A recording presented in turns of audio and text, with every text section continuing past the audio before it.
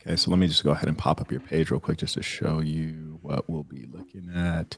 I'm gonna pull it back off screen. So basically, I'll just read through this, and just the reason that I will read it instead of you is just so that it doesn't sound like you're promoting yourself. Yeah. So I'll do that for you. Make sure folks can connect with you and find you online. Okay. Then I'll also obviously pull up the IG, and if I don't note the IG name, it'll obviously be on screen. But feel free to highlight and underline that, and then pretty much the conversation. Cool. Let me hydrate, man. It's been a fast-paced morning. Yeah, man. Me too. It feels like it's morning for me. I've been doing stuff all day. Day went by quick. It went by super quick, man. All right, let's rock and roll. I'm gonna go ahead and put a countdown timer. And let me just make sure this is streaming on just one channel if I'm able to. So I actually switched this to the Saint channel, and the reason is because that one is not shadow banned. It'll push this out more, and I figure, since you're coming from a Christian background, we're not going to be like using a lot of vulgarity that would get this flagged. So I figure that'll be better for the both of us. And in the aftermath, if you want to cut up clips, feel free. I'll let my team know not to flag anything for copyright or anything like that. So feel free to do what you will. Cool. Following that, good. You ready to rock? Yeah, I'm ready. Yeah. All right, cool. We're going live on our channel too, just so I just want to make sure you know. Okay, cool. Appreciate you. Yeah.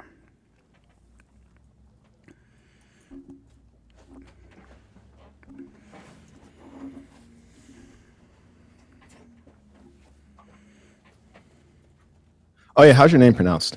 Jacob. Or what do you want to be called? Jacob. Okay. Jacob's fine. Jacob, fantastic. Yeah. Marquett, right? Yes, sir. Yeah. Pleasure to meet you, Jacob. Pleasure to meet you too. I've actually been watching for like a year. I appreciate it. I'm about to click this countdown, by the way. Cool. Damn. Okay. Fail. I'm try it again.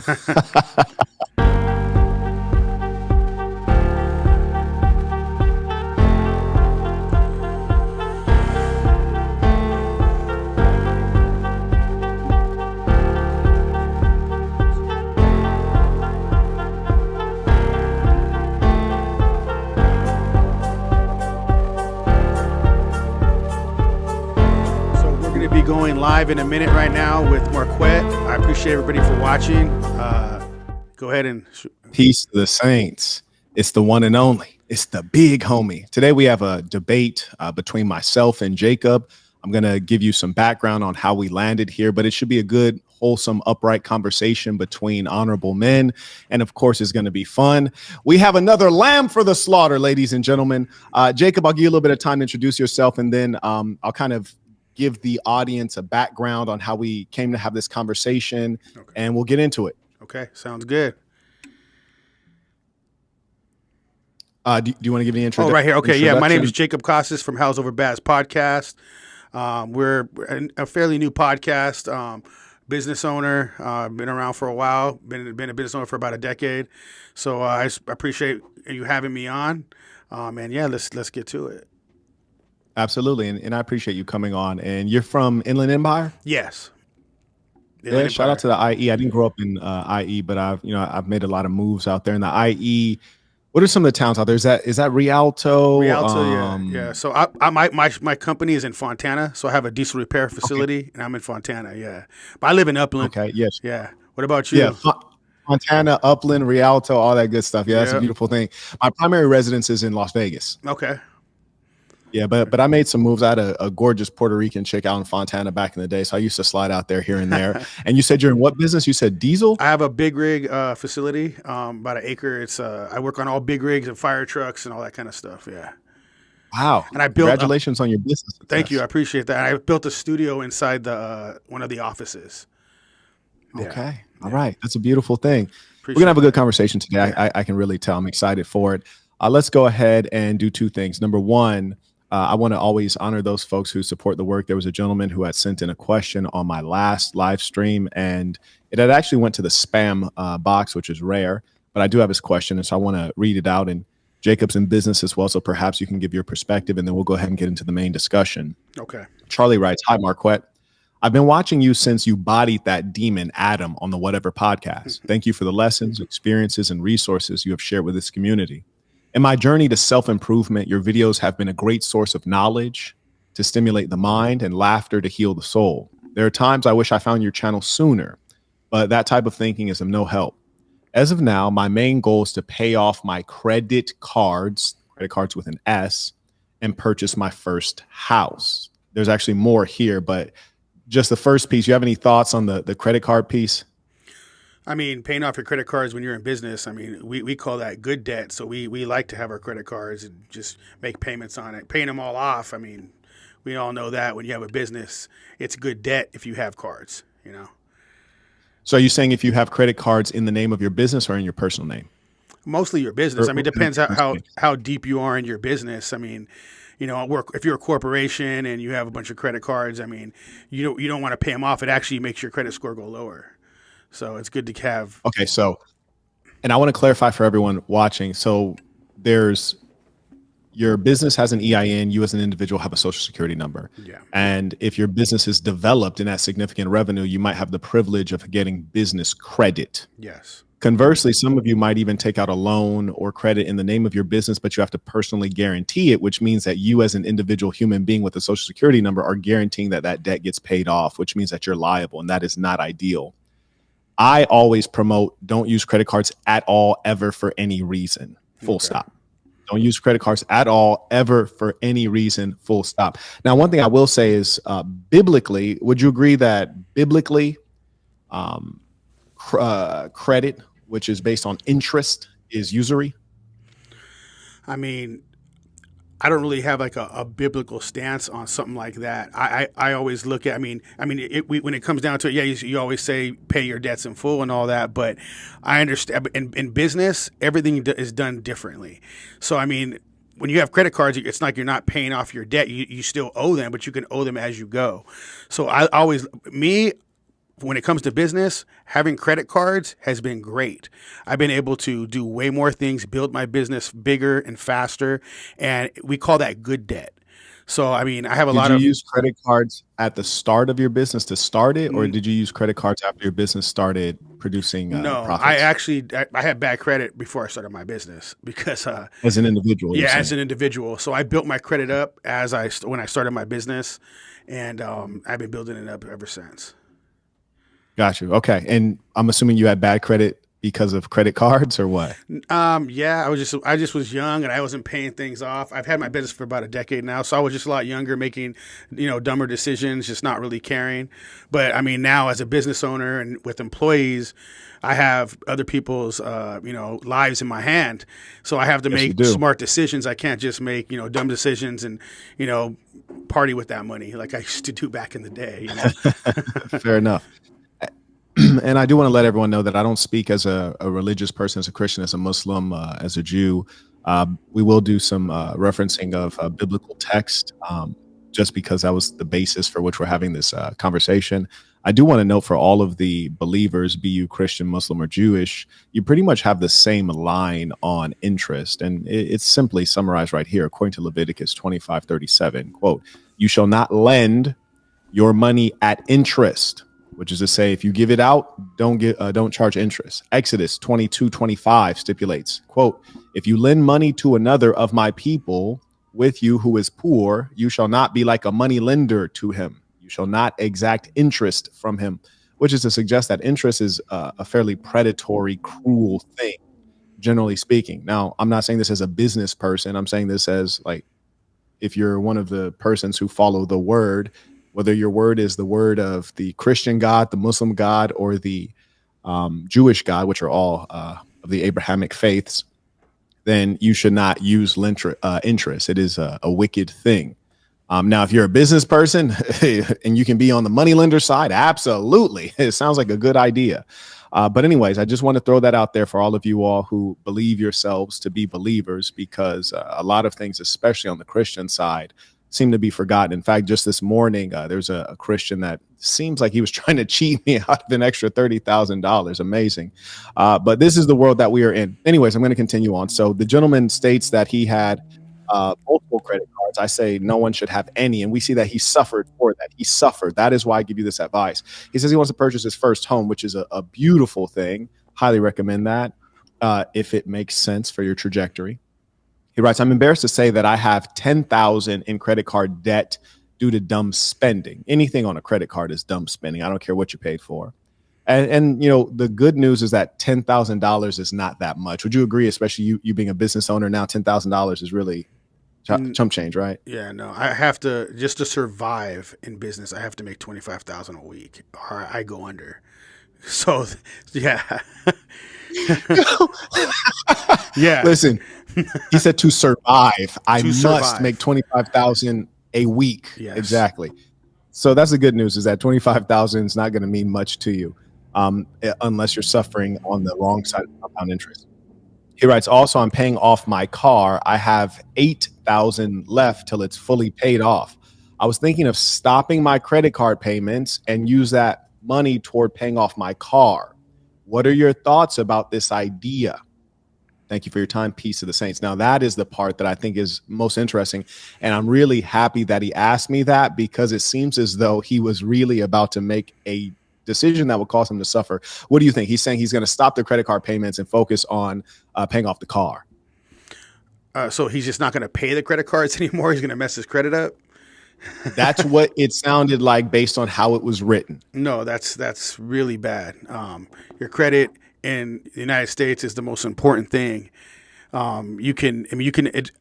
Really, if you think about it, it's better to have better credit than $100,000, because you can always go and get $100,000. You know, so I mean, credit is everything out here.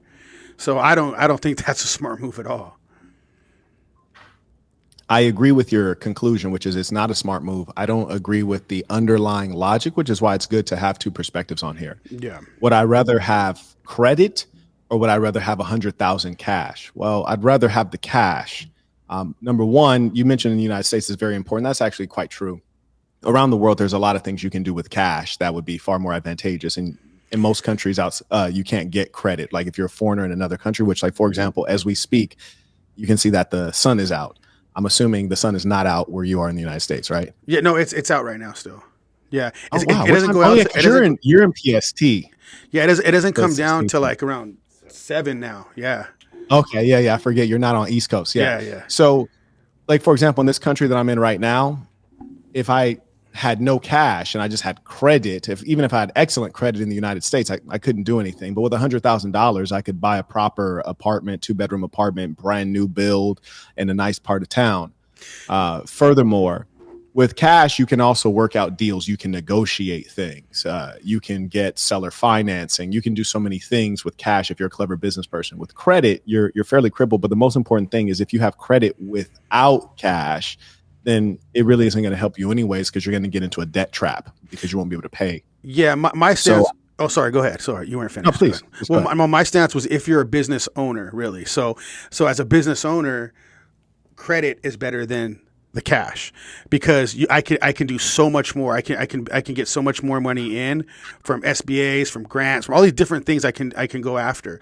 With bad credit, grants are not credit though. No, it's not. But there's certain grants you can get into though. I have a grant lady that I'm using previously right now, and there's specific things. They're not necessarily considered grants still, but like just certain things you can do when you have. It's a little behind the scenes type stuff. I'm sure you probably know as a business and one owner. thing I will say, and I think this is a great conversation because we represent two radically different perspectives that could both work. Yes. They could both work. It can. So I don't want to pretend as though what you're saying cannot work. And it does work. I tell you this. On your side, too, I'm saying your side, I agree with everything you're saying, too, though, because your side does work. People from China that come here all the time, too, they use cash for everything. So both sides, it's just different how people just do different things, you know?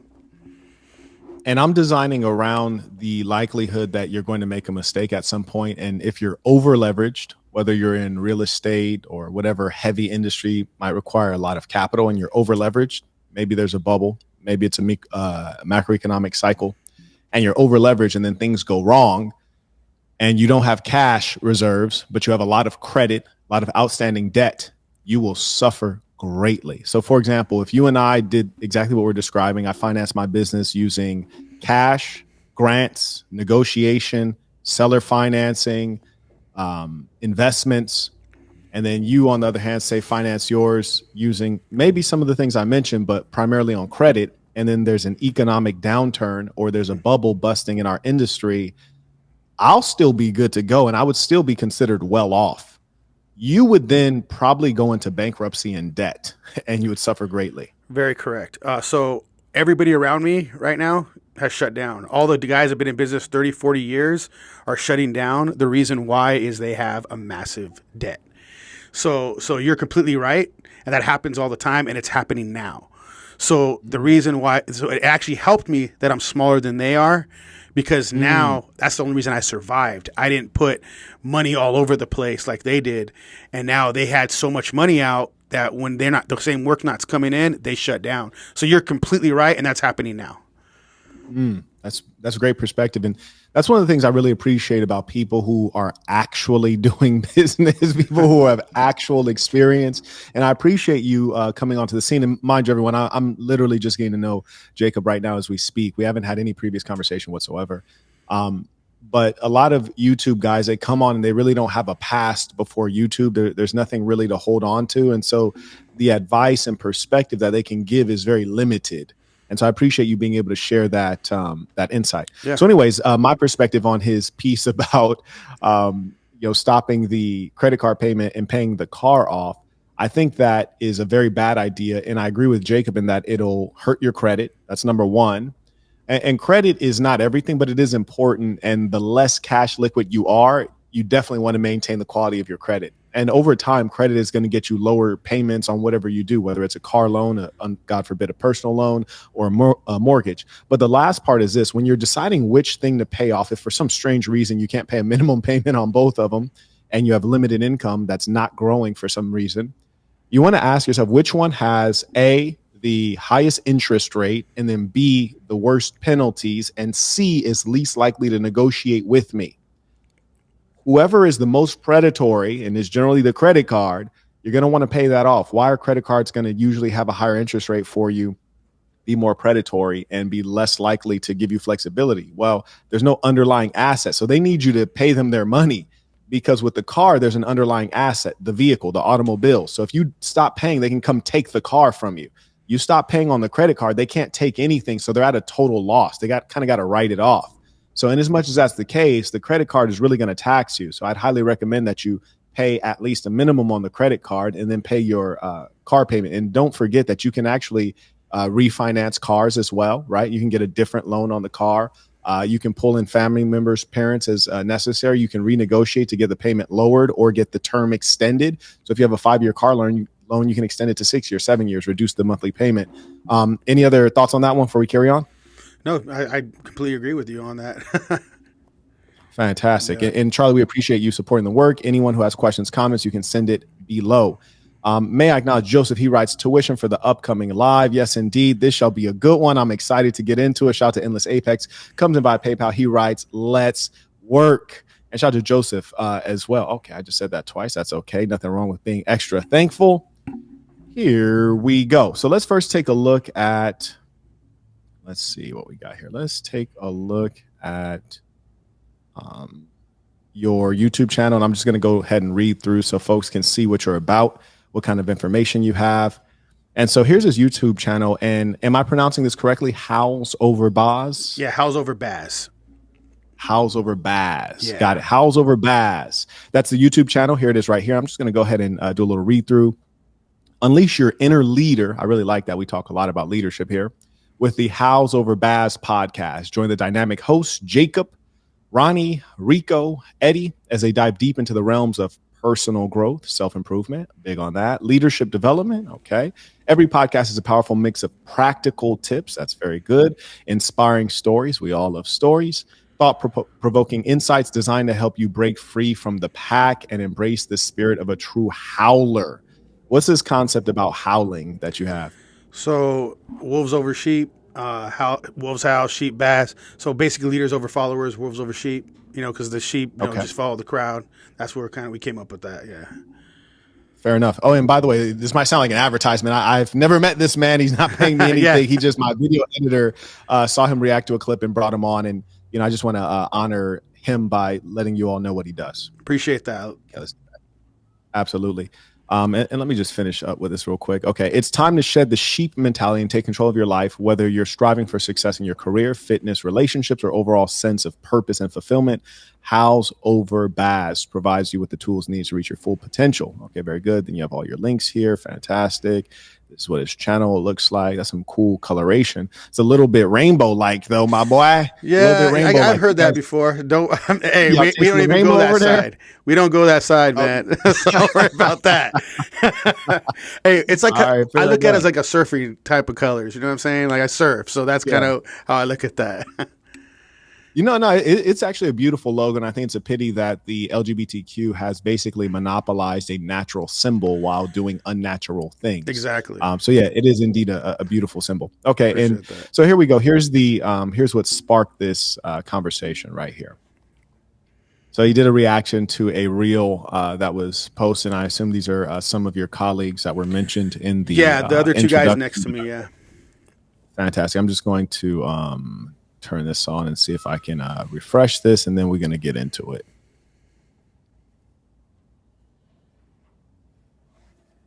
How a guy can still love you and sleep with other women. We're built like that. You're not built like that. You are built to be monogamous. A lot of men. Okay, so we're going to go actually, I'm going to play the whole thing all the way through. All right. I'm going to play the whole thing all the way through. Then we're going to go back and we're going to chop it up. Okay. How about that? How's that sound? Hey, I'm ready, man. Yeah. All right, shout to Drip. He writes, peace to the saints. May also acknowledge majesty supporting the work. He writes, just picked up the Black Box. Peace to the saints. Nothing is free. For those of you who want to check out my book, The Black Box, I highly recommend it. It's a true story of great inspiration that helps you navigate in this day. You can get a paperback at Amazon.com. Just type in The Black Box, Marquett Burton, or you can go to thesassin.com. That's THESASN.com and pick up an ebook. Shout out to Jose, writes, peace to the saints. Appreciate you. Shout out to the real ones. He was on our drip trip. And we do have another drip trip coming up soon. So if you haven't gotten your ticket, you'd be wise to get it because it will be shut down in terms of overselling. All right, here we go. I'm about to replay it full through without any interruptions, and then we'll go through and we'll chop it up bit by bit. All right. Women are perplexed as to how a guy can still love you and sleep with other women. We're built like that. You're not built like that. You are built to be monogamous. A lot of men shows are trying to manipulate the mind of men and women like this, saying that men are not meant to be monogamous, right? Now, we know for thousands of years, men have had multiple wives, concubines, all that stuff. This has always been. But if we want to get real about it, because I don't like to manipulate the mind, right? In a sense where I'm going to say, okay, but it goes but let me finish, and then you guys can jump in. So biblically, even biblically, we are actually not meant to be with multiple people. It is. Hold on, let me finish. Then you guys let me finish. No, dude, hold up. It says one man, one woman. Hold on. One man, one woman. That's what it's supposed to be. One man, one woman. It's in the Bible. It's talked about like that, and I believe that. And I truly do, because I feel like you know you're doing wrong if you're being with multiple women. Period. Like I'm not a fool. Like I know what I'm doing is wrong. I'm not gonna sit there and convince myself like I'm some fool trying to convince myself that, hey, what I'm doing is not wrong. I'm gonna keep doing it. No, I'm gonna at least acknowledge that what I'm doing is wrong, but I'm just gonna keep doing it.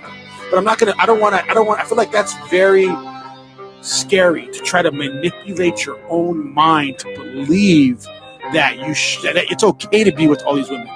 When women are perplexed as to okay, so that was the playthrough on that one. I already know, man. Let's go. Oh boy. I gotta cook. You hear me? I gotta cook, man. Let's go. We're about to get into this. All right. Play the tape back. How a guy can still love you and sleep with other women. We're built like that. You're not built like that. So that was the first premise. A man can sleep with other women. We're built like that, which is a reference our actual nature. You're not built like that, which is a reference the nature of the female. So on the first premise of, do you believe that most women want to have multiple men on a rate? Like if a woman could have a rotation of 5 men, do you think that that's of interest to most women? We took a survey. No.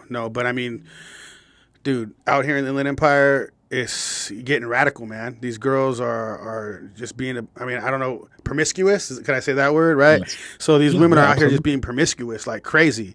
So it's from when I was younger, we ran that. We were the ones that did all the cheating. We're the ones that did all that. We pretty much ran all that. Girls would be crying about us. But now these women are the ones doing it to men. And to me, it's pathetic that these dudes are allowing that to happen. Because at the end of the day, men are it's the problem with the men because they don't have, I'm trying to not cuss her and say certain words, but the men don't have the balls, dude, to step up and just demand respect. Like they're over here like just being simps with these women. And I can't even believe it. Okay. So, and also remind me, is San Bernardino included in the IE? Yeah, it is. Yeah. Okay. All right. I'm trying to get reacclimated to the Inland Empire. I used to run a couple missions out there. Okay. And you're right. You got a lot of scallywags in the Inland Empire. There's no doubt about that, since way back in the day, especially Fontana. I know from personal experience as well as San Bernardino. But moreover, you just confirmed what I said, that it is not the nature of the healthy female to want to deal with multiple males. No, it's not the nature. You confirmed that. I completely agree with you on that. Yeah. Okay. And then you said, we used to do that when I was a youngster, meaning we males were the ones that would have the rotation. I still do it. Just letting you know, like I still do that, man. But what I'm saying is right and wrong though. You understand what I'm saying? Like, so my perspective is different. How a lot of people think. So I do what I do, but I have a son, right? So I'm not going to teach my son to do that because I know right. Oh, you ain't got to teach him. He's going to learn on his own. I'm hoping not. You know what I mean? But you know what I'm talking about. So like, how I always look at things is right and wrong. Am I going to still tell the people it's still right to have multiple women? No, but that's what I do. That's what all my boys do. But am I going to teach that to people? Because I feel like that's because these people, dude, the men nowadays, they're taking everything you say in as law. Now, I feel like they're just like taking all that in. They're going to believe almost anything nowadays. These women and men, the youngsters, they're taking it all in and they're just becoming like zombies to, especially people like on YouTube and all this. They're becoming zombies to that. So do I do it? Have I gotten more women because I'm good at that? Yeah. But is it right? That's my comeback on that, Well, let's address that. I think that's a meaningful point. Shout out to Young Carlos, who just supported the work via Venmo, writes, we'll catch the replay. Saying appreciate you. Shout out to the real one supporting the work. Number one, when we talk about right and wrong, and we're talking about a male having multiple women, I talk about this in the context of a committed relationship, which is to say that you're not dealing with women indiscriminately. I encourage guys, hey, if you're going to deal with a woman who can offer something to you. Personally, I like women who are both attractive and wealthy. You heard me? No broke chicks on my side. And also, if you're going to deal with a woman, deal with her in the context of a committed relationship. You might use the term marriage, but we don't mean in the legal sense. So you might have one wife, 2 wives, 3 wives, 4 wives. I encourage those in my community, those who are saints, upright men, leaders, the stronger of men, to procreate, to multiply. Why? Because we need more good people. It turns out that the persons who are low IQ and wicked, they multiply in great numbers. They spread like pathogens and disease around the earth. So, you have the guy who doesn't have enough money to take care of a kid, guy who's himself dysfunctional. He gets a chick pregnant, leaves her as a single mother. He goes off, lets the government pay for it, lets the taxpayer pay for it, lets the woman struggle on her own.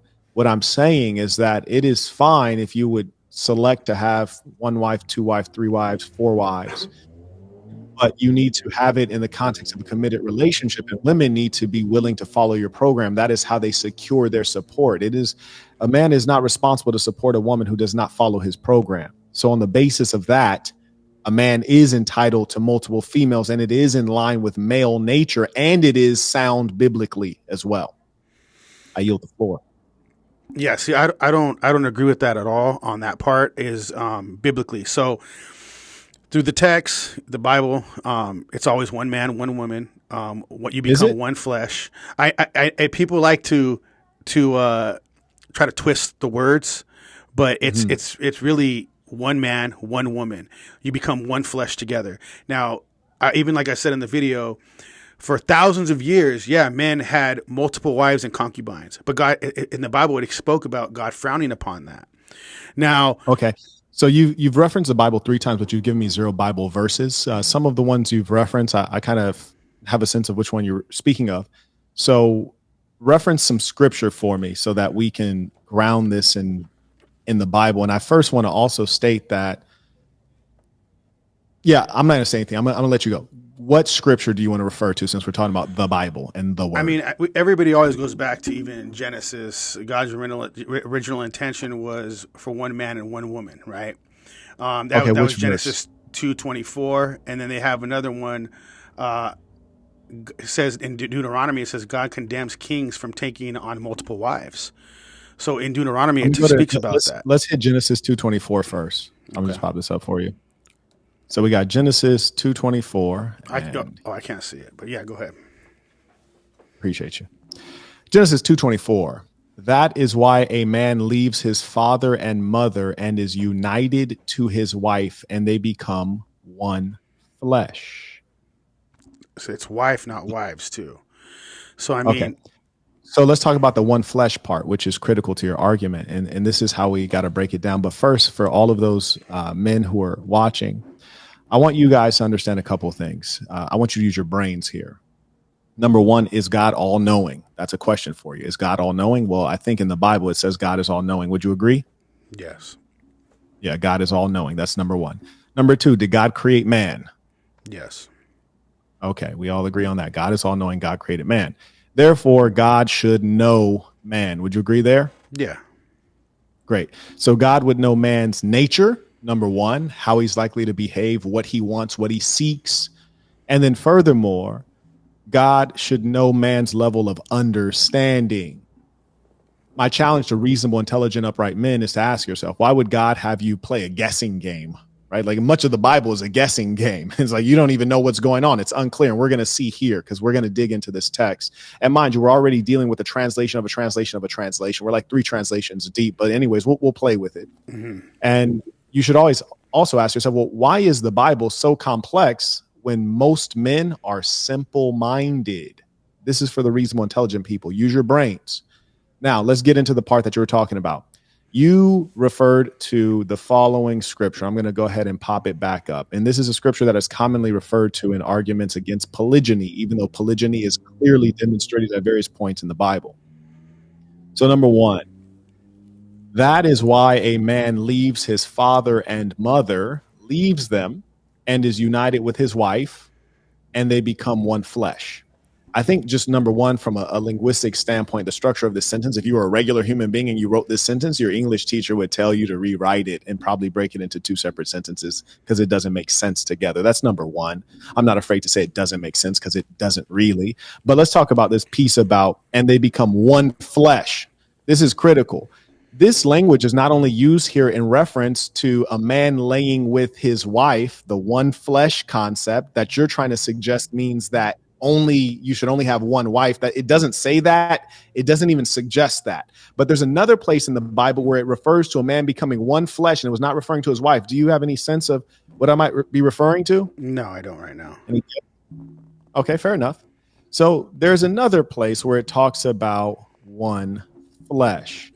1 Corinthians chapter 6, verse 16 talks about 2 becoming one flesh. And in this case, it refers to a man sleeping with a prostitute. Mm-hmm. So if a man sleeps with a prostitute and thereby becomes one flesh with the prostitute, what it indicates textually is that is a metaphor for sexual intercourse. And that makes a lot of sense because in the sexual act, you do become joined in one flesh. So it is in fact a metaphor for saying that you have intercourse with that person. And in this case, it referred initially in your verse to the wife, and in the verse that I just referenced to a prostitute. So what it is explaining to you And what's the similarity between these two situations? Because the language the Bible uses is you become one flesh. So what's the similarity between a man being with that prostitute and being with his wife? It's not the bond of marriage, and it's not the lack of marriage. It is joining in the sexual act. So when they speak of one flesh, it is speaking of the sexual act. It is not speaking of the man being monogamous only with one woman. Yeah. So even in the Bible, though, it speaks on when men become, we're becoming, as many women as you sleep with, you're becoming one flesh with them all. I mean, and okay, but can we, before you go on to that, okay, can you yield that your point about that first verse you shared, suggesting that a man is only supposed to have a limit of one wife? That Genesis chapter 2 verse 24 so to me it does still, because what it's saying is that is what we are meant to be. Just one, we are meant to be one flesh with them. Now we're choosing. Are you interpreting, or is that what it says? That's what I mean. It says one flesh and one. But it wife. also says you became one flesh with a prostitute. So does that mean that you should only have that one prostitute for the rest of your life? Well, no, because we're still, that's a decision that the man, we still make our own decisions. So men are still making their own decisions to becoming one flesh with them, which is wrong. They're still doing wrong by doing that, though. Right. And that's because it's adultery, but adultery is actually defined in the Bible based on the woman's marital status. So it's defined based on, is that woman your wife? If you're sleeping with a woman who is not your wife, then that is adultery for both parties involved, the male and the female. And the reason it is described negatively when you're laying down with the prostitute is because she is in fact not your wife.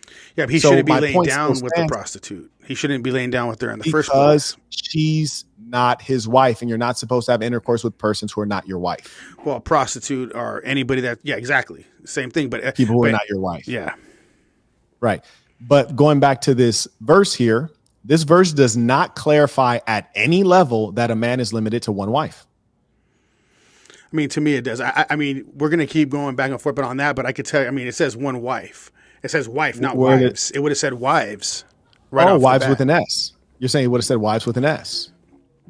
Aha. That's fascinating. Okay. So since you're saying the Bible would have said wives with an S, if we were permitted to have wives, then we must ask ourselves, is there anywhere in the Bible where it speaks of multiple wives? Well, it does. I mean, Solomon, he had multiple wives, and he had concubines. Solomon had multiple wives? Okay. And concubines? What? Solomon was living good. Yeah, okay. Solomon. Anyone else have multiple wives? A lot of people in the Bible did. I mean, a lot of people had multiple wives. Most of the men had multiple wives. Most of the men in the Bible had multiple wives, and the Bible is supposed to be a good book filled with prophets and messengers and people leading us out of evil and strife. So if most of the men in the Bible have multiple wives, including great messengers and revered men, respected men, why would that all of a sudden be a bad thing? Well, I mean, it still spoke about how God frowned upon that, though. He didn't accept that, but he still. Okay, I mean, where is the verse for that? For him frowning upon that? You know what? I didn't even pull that verse up, but I might have one. Let's see.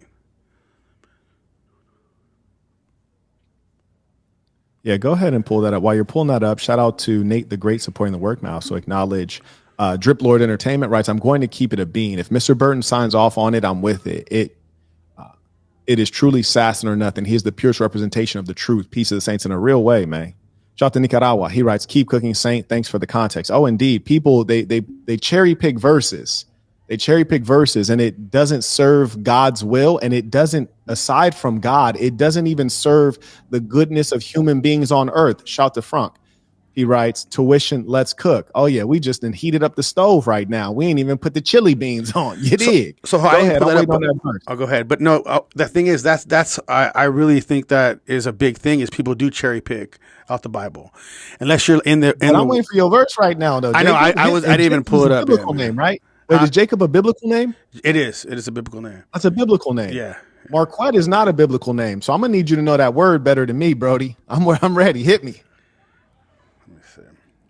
Yeah, I'm going to see. Exactly. Let me see. That's the problem is people are going based on their feelings. And especially as men, we don't need to go based on our feelings. We need to go based on what is real. You see, I don't go based on my feelings at all. Everything I do is calculated. I mean, that's why I own my business. What's that? You ain't got that word ready for me. Oh, okay. So you're wanted, telling me that. I just didn't want to You're keep telling me busting that God, in his book, God has never spoken to you in an audible voice. God has never handed you a letter. The greatest thing that God has ever handed you is that good book called the Bible, which has a multitude of versions and is reinterpreted and reinterpreted and reinterpreted. But if that's what you say you believe in as a Christian, whatever form of Christian you may be, you need to be deep in that word. And here's what really kills me about Christians, major air quotes. By the way, one of them tried to cheat me this morning for 30,000. Wow. What kills me about Christians is you have one book that you have to read to feel like you're an expert on how you should live, and you still haven't read the book. You still haven't mastered it. You still don't have it on the tip of your tongue and on the tip of your fingertips, but you guys would all proselytize. And the fact of the matter is you're largely going based on your feelings. No, pastors and preachers. For sure, you'd have them words ready for me. What's that? No, pastors and preachers haven't mastered. You're never going to master that book. You're trying your hardest to live your life the best of your ability to it. It's just an outline of how you should live your life. You should at least have it ready to go, though, when you have A, reacted to my word, B, been invited to a debate, and then C, presumably had a decent amount of time to prepare. I just changed countries and arrived in a new country and been taking meetings with bankers and lawyers for the last 12 hours when I should have been sleeping. Well, you're trying to have me pull up verses. You know what I mean? I'm talking to you. What you're saying. Yeah, I still can justify what I'm saying.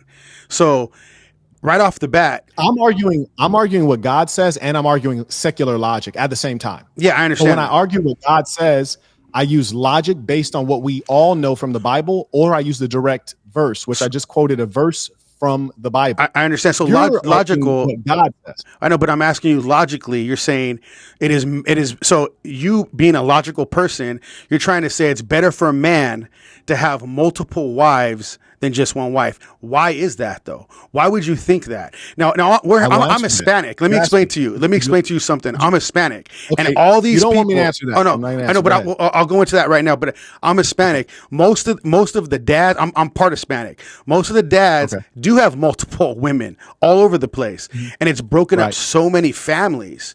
The kids are grown up to be murderers, thieves. They're in jail, shot. Most people I know have grown up to be that way because their dad wasn't in the picture and they're running the streets. My dad was in the picture still.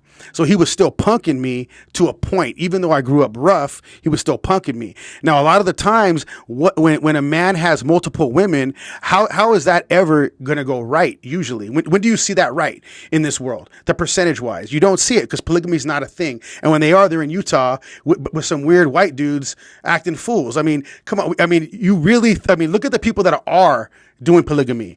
You want to be those people like hiding in the mountains? I mean, really think about it that way. So logically speaking, there's no way, dude. Like you see all the people. I don't know where you grew up, if you grew up in a rough place, but everybody around me didn't have dads. And most of my friends are in jail, dead, are doing the same thing, still just pulling all these women doing the same, and they're not taking care of their kids. So it's one or the other. So logically speaking, there's no way that's right, dude. I've seen it firsthand. I appreciate your points, and I will respond now. Okay. Number one, you were asked to bring up some scripture. You didn't bring up the scripture. So I just want that to be noted for the record, and that's fine. Number two, you go into logic, and I'm a logician, so let's work. Mm-hmm. You speak of the ills that result in our society in the United States, in the West, of people behaving irresponsibly, males having children, not caring for them or the woman, broken homes you reference. I agree. Those persons who are doing that, both the males and the females, those are monogamous. Those are monogamous. Those are not polygamous. Those are persons who are trying to be in monogamous relationships. And when they're dealing with other women, they are cheating, which is to say they're going outside of what they agreed on, what the woman expected. What the woman was expecting, which was a monogamous relationship with only her. And a lot of times their relationships break because the male is dealing with another woman and it's behind her back, which means it's deceitful, it's dishonest, and it's irresponsible. And furthermore, I reference marriage. You are referencing indiscriminate intercourse among monogamists, which is bad and has failed on a consistent basis. So you're only verifying what I spoke of. Conversely, if people were polygynous, which is the specific condition of a man having multiple wives, the women, they would be taken care of because they are in the context of marriage. They are connected to that man, you might say, of his flesh. And those children would be cared for. And if he were to do the thing of dealing with another woman, it would only be in the context of marriage, which means there is a contract that he would take care of that woman and the offspring. Hence, you would not have the broken homes that you yourself described. And when you have the proper expectation of polygyny in the West, then you will not have foolish women saying, hey, because you're not with just me and I can't control my base feelings of jealousy and rage and being unruly, I'm going to leave you and break this home and create a bastard of your child. If they had the expectation of polygyny, they would stay within that man's leadership with him as their cover, leader, and patriarch, and they would get on just fine, perhaps like the brother Moses and perhaps like any of the brothers referenced in the good book that you have yet to reference. Do you have polygamous friends? I have friends around the world. I have various people who practice polygyny in the Middle East, in Africa, one in Asia. So yes, I do. I lived in Utah for 2 years because I got a lot of trouble out here. So I ended up getting shipped to Utah. I've met polygamous men. And they are the weirdest dudes, man. Even in a logical, like they have to live in the mountains. But you have to understand this. You're referring to fringe Mormon polygynists. Like you're referring to fringe Mormon polygynists. You're saying that they're weird. They may be weird.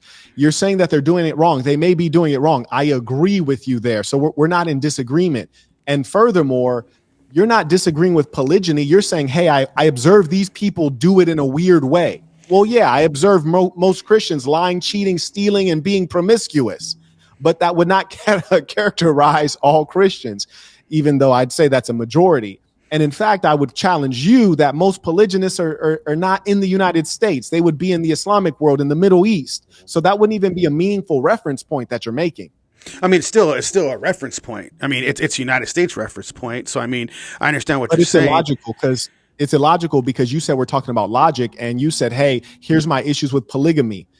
You said my issue is the broken homes, the boys without fathers, the women without husbands. I said, oh, that's ironic because those are the very things that you find in monogamy, which is dominant in the West. You also have high rate of divorce in the West. You have high rates of promiscuity in the West. You have high rates of bastards and children out of wedlock in the West. I said polygyny would rid all of those things, and I laid out the logic. So instead of responding to my logic, you are now responding to your own personal. No, I'll respond to your logic. I'll respond. So addressing my logic. So the whole thing is, though, when you're explaining that, these men and women that are cheating, that are not, dedicated to a wife or a woman, because you said it was a dedication. They dedicated themselves to the woman or the man, and so they're going out and cheating. But that's still references everything. I mean, how many? This is what's going on. So you don't have all these people right now out here doing polygamous marriages. They're not doing that. And for their same, not polygynous. They're monogamous. The people you're referring to in America, when you observe what is called cheating, those are people who lie and say that they're monogamous, but they engage in sexual promiscuity. These are people who are sexually liberated. The Christians, these are the Westerners. These are the people who say monogamy out of their mouth, but they don't behave with monogamy. Well, I know, but I'm talking about right and wrong, period, right? So okay. Even though, I mean, we're all going to do things wrong. I mean, if people kill people, our hands are not meant to freaking strangle somebody to death and kill them, but we still use it to do that. I mean, what I'm talking about is just right and wrong. And when it comes down to it, I have children, right? I don't know if, do you have children? You have one child? I have two. You got a son. You have two. I have two children. So okay. Yeah, a boy and a girl. And congratulations. Thank you. I appreciate that. So absolutely. When it comes down to polygamy, right? The father, when you have an absent father trying to raise these kids, and this all has to do with that is. It has nothing to do with polygamy because polygamy. But I'm going to explain why it does. Marriage. I know, but let me explain why it does. Now, a father that has all these kids that can't focus on their kids, you still end up with the same result. I mean, if you have a bunch of wives and you're pushing all this out, I know I see you smirking, but I wanted to get that point across too, because this is literally how it is. So when you go against right and wrong, having all these multiple wives, there's so many reasons why all that can stem to this. Wait, where's the wrong though? Give me that part. Just say, hey, Marquett, in polygyny, the state of a man who is responsible and has went into a contract of sorts with a woman, his wife, and has procreated with the women, explain the wrong part. That's what I'm missing. What is wrong? What's wrong? Explain that one more time, because I don't understand your reference on that one. Sure. In polygyny, the natural state of a man marrying a woman, having children with her, marrying another woman who's also a wife, having children with her, taking care of all parties involved, where is the wrong? Like, explain what part of that is wrong. No, I'm saying if you have multiple wives with all these multiple kids from different wives, a man is not going to be able to be there for all his children. I'm not saying that. Okay, now let's hold it there. So you said a man cannot be there for all his children. Is that true? It'd be. You don't think it'd be difficult? You don't think that'd be a difficult task to do? Well, I asked you a question. Now you're asking me a question back. So I'm asking you, is that true? I mean, it depends on how many kids, but yeah, that's definitely true. No, that's not true. How? See, here's the problem. You have guys who say that they're monogamous, but they're lying and have had entire additional families. They've been cheating with a mistress or a side girl for decades on end. And so the idea that a man can't have two wives and say two children by each and provide for all of them and be present, there's no logic there. It's not supported. For example, what would be easier? Here's two scenarios. Here's a monogamous scenario. Here's a polygynous scenario. In the monogamous scenario, you're a dweeb who has a wife who dominates you, right? Which is why you live like a beta male. And you have 8 kids with that one wife. So you're a dweeb with one wife, 8 kids. Then you're on the side of you're a boss and you have 2 wives and then you have 2 kids with each wife. Who has a better arrangement? Surely the polygynous person. Why? Because his kids are all going to get more attention because there are more adults to keep eyes on them, more adults to teach them, more adults to homeschool them, more adults to earn money so that they can all live well. In the monogamous situation, there's fewer adults, less income, less eyes on the kids. So the kids are not going to benefit from fewer adults. They're going to benefit from more adults. I used to be in the education in education, public education, on the business side and on the side of being a teacher. And I was liaison between Baltimore City Public Schools and the mayor of Baltimore. In education, we actually have metrics for adult to student ratio. Why? Because more adults to students is better for the kids. So how can you try to justify the idea that fewer adults for the kids gives the kids a better outcome? What I'm justifying is their father being there. Okay, in those two scenarios, the monogamous, the guy has 8 kids, 1 wife. The guy has 4 kids, 2 wives. Who's going to get more of their father? The 4 kids in the polygynous situation or the 8 kids in the monogamous situation? Who gets more of their father? But it doesn't really matter. You're going to get more of the father with the one family. How would you not? When you have more kids you have, how would you not? Whoa, they're going to be talking to their mother. Realize what you just said. Think about what you just said. No, but think about the mother, right? So the mother. You're talking about the mother now. You said who gets more of their father. I know. But what I'm saying is all these women taking care of all these kids. How good are the kids when moms are taking care of the kids? They're running amok. The father's the ones that put them in place. You're off topic, though. I'm just trying to hold you down to what you said. In the polygamous situation, you have 2 wives and you have 2 kids with each, a total of 4 kids. In the monogamous situation, you have 1 wife and 8 kids. Which kids get more of their father? And I'm not assuming the one with 4 kids. I mean, obviously, the one with 4 kids, exactly. So that destroys your whole argument about polygyny being something that gives the kids less of their father. That was your argument. That one has been defeated and checkmated. What is your next argument? The psychological effect on these kids with multiple mothers. I mean, what do you? Are you a polygamist? Do you have multiple wives? Are you working on multiple wives? I just want to confirm. You're now off of the idea that the kids don't get enough of their father, and now you're onto a separate argument, which is you're saying with 4 kids. I mean, if you have multiple wives, most of the time you're going to have way more than 4 kids. Let's just be real about that. You know what I mean? Right. So I can always go that route. Use that logic to break apart your I know you did, but it's still really, is that going to happen? Are they going to only have 4 kids? Most likely not. You know that argument's already been defeated, though. What else you got in the chamber? Hit me with something. Well, because I'm just bodying the arguments left and right. What else you got in the chamber? Okay, so I'm gonna give you a little bit of time to think on that. Let me hit these super chats real quick while you ponder on that one. Shout out to Walton. He writes, tuition, cook, quack. Sir, listen, I got the apron on now. But I'm still heating up the chili beans. May I acknowledge? Let's see. Shout out to Nate the Great supporting the work. Actually said that one twice. Shout out to Nicaragua Saint. Shout out to Darius. He writes, La República Marquettica. I'm telling you, man, we out here everywhere like air. Shout out to Diamond, writes, peace to the saints and the lady saints. You dig? Shout out to the people of the book, the people who really believe, the women who really know how to follow a man. Shout out to Destroyer of Simps, writes, sex is marriage in the Bible. That's a beautiful thing. Spread the word on it. If a man takes a woman's V card, that woman becomes his wife. Talk about it. It's not the paper. Talk about that part too. This is why men in the Bible had multiple wives. A woman with a body count of 1 can never be your wife under God. Oh, Brody is trying to stick to the word. Shout out to Majesty supporting the. He writes, "Where's the word?" I'm trying to tell you, these Christians out here. Shout out to Jermaine. He writes, "Tuition, peace to the saints." May I acknowledge Fully Cooley writes, peace to the saints. Shout out to the one supporter on that dating show you did that dropped Exodus 21:10. Quote, if he takes another, I already had this one queued up. I was just keeping it in the back for him. You dig? When he wanted to get into the scripture, I was going to hit him with it, but go ahead. Exodus 21:10. Quote, if he takes another wife, another wife to himself, he shall not diminish her food, her clothing, or her marital rights.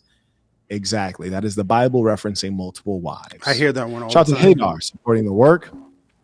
He writes, peace to saints. Why does this guy shrink the whole world into USA only? Thank you for your time, bro. It's crazy out here. It'd be like that. Shout out to Robert. He writes, peace to the saints. Study the Greek and Aramaic of the Bible. Right? We working off an interpretation of a version of a version. It's crazy.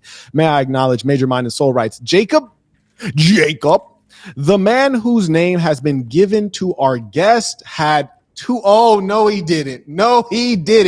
I'm going to repeat that for you, Jacob. You heard me. You might have to share this with your parents. Jacob, the man whose name has been given to you, my brother, had 2 wives, and both of his wives gave him handmaids of theirs for Jacob to have children with. That's one man with 12 sons and multiple daughters with 4 women.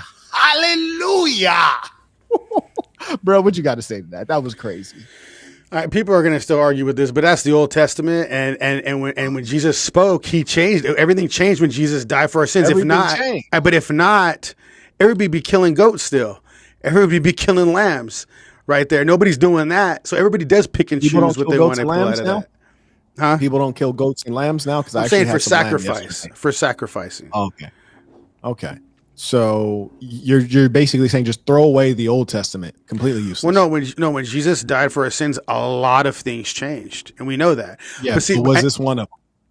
Yeah, the wives. It talks about that. It talks about that so much in the Bible. But see, my whole thing is too. When I was coming on, I didn't know you this. Said the Bible. I know, but let me explain something to you. When you told me to come on, I didn't know we were going to be quoting scriptures. Right? I that's why I didn't look up scriptures. Yes, I said. But hold on. But did you take what I was saying down? I literally said I personally be with multiple women, but I know it's wrong. That's what I'm saying in there. Okay. You can, if you listen to the whole video, you hear what I'm saying. A lot of men shows are trying to manipulate the mind of men and women like this, saying that men are not meant to be monogamous, right? Now, we know for thousands of years, men have had multiple wives, concubines, all that stuff. This has always been. But if we want to get real about it, because I don't like to manipulate the mind, right? In a sense where I'm going to say, okay, But it goes no, back. but let me finish, and then you guys can jump in. So biblically, even biblically, Boom. Biblically. And I you did say, said biblically. I did. Why are we talking about the Bible right now? Because you said biblically. I did. You see, I'm stepping into your realm. I don't deal in biblically. The reason I don't deal in biblically is because I don't deal in guessing games. I don't deal in interpreting allegories and metaphors. So I don't deal in biblically. I deal in ism. I deal in logic. I deal in what is functional and helpful for upright people in society. You said biblically. I did. You identify as a Christian, correct? Yes, I do. So we are even taking your book as the basis of the argument and saying, based on your book, what you said doesn't hold water. You don't realize that you have been manipulated by the United States government and the power holders to make sure that you have a small family and a small progeny, so you are weak and easily controlled. Because when you look historically, warlords and those who have wealth, they build it through a large family. And even if you look at aristocracy anywhere in the world, I built from wealth by China myself. to Europe to Africa, it's all about family ties and family bonds. And often the rulers use marriage to grow their strength, power, and influence. Come on now, man. The rulers want you to have a small family and less influence and less wealth. There is no logical reason that it is better to be monogamous than polygynous in terms of marriage. So you're trying to state. So let me finish. I'm not trying. I've stated everything clearly. I don't try. No. So when I was speaking, I didn't know this was going to be a fully religious debate. Okay, I am a Christian, but I spoke. Hold on, I spoke in that saying I personally do that. Right? I still personally be with other women, but it doesn't. What I'm saying is, if what I'm doing is right or wrong, and I'm stating that it's still wrong. Being with having multiple wives, that's all wrong. Right now, that's what I'm trying. I'm not trying to. You're trying to preach to people to be delusional, like these OnlyFans chicks. They're pretty much saying. I think it's just as delusional what you're trying to explain, and I'll explain why.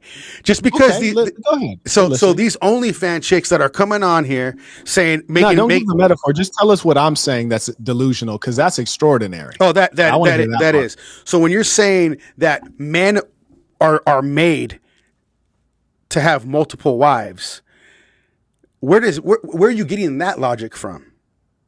That's what I want to know. Okay, number one. Are you asking me a question? Yeah, I want to know where you're getting that logic from. Okay, like without, I mean, go ahead. I'll let you just go. Go ahead. Right, because you just asked me a question, which is ironic because I asked you a question and your response to my question was a question, but I will still respond to you. So number one, the human male has a libido that is about breadth. They want variety. They want a higher number of. The female libido, we've observed, is about depth. They want to do more things with the guy that they've chosen to be of one flesh with. Now, when we talk about who should have multiple wives and who shouldn't, I don't recommend this to all men. I recommend this to great men and to the leadership class. I think most men probably ought to have one or none, which is to say that the men, there's a triangle to all things. There's those who are at the top of the triangle, those who are at the bottom. Those at the bottom, the wicked, those men who are unproductive, dishonest, mentally unwell, economically disempowered, they shouldn't have any woman. They can't manage a woman. They don't have the emotional intelligence. They don't have the finances. They don't have the leadership abilities. They don't have any of the things required to make a successful family. They deserve zero women. So as a result, you will inevitably have a greater number of women that need to be cared for and led, which is why the men at the top of the triangle, the leadership class, who have superior genetics, superior IQ, superior income, superior habits, superior emotional intelligence, they will have a superior number of women, 2, 3, 4. Now that you understand that, as a Christian, just because you said you were a Christian and in your initial argument, you were basing it on the Bible, even though you've clearly shown a lack of knowledge of the Bible.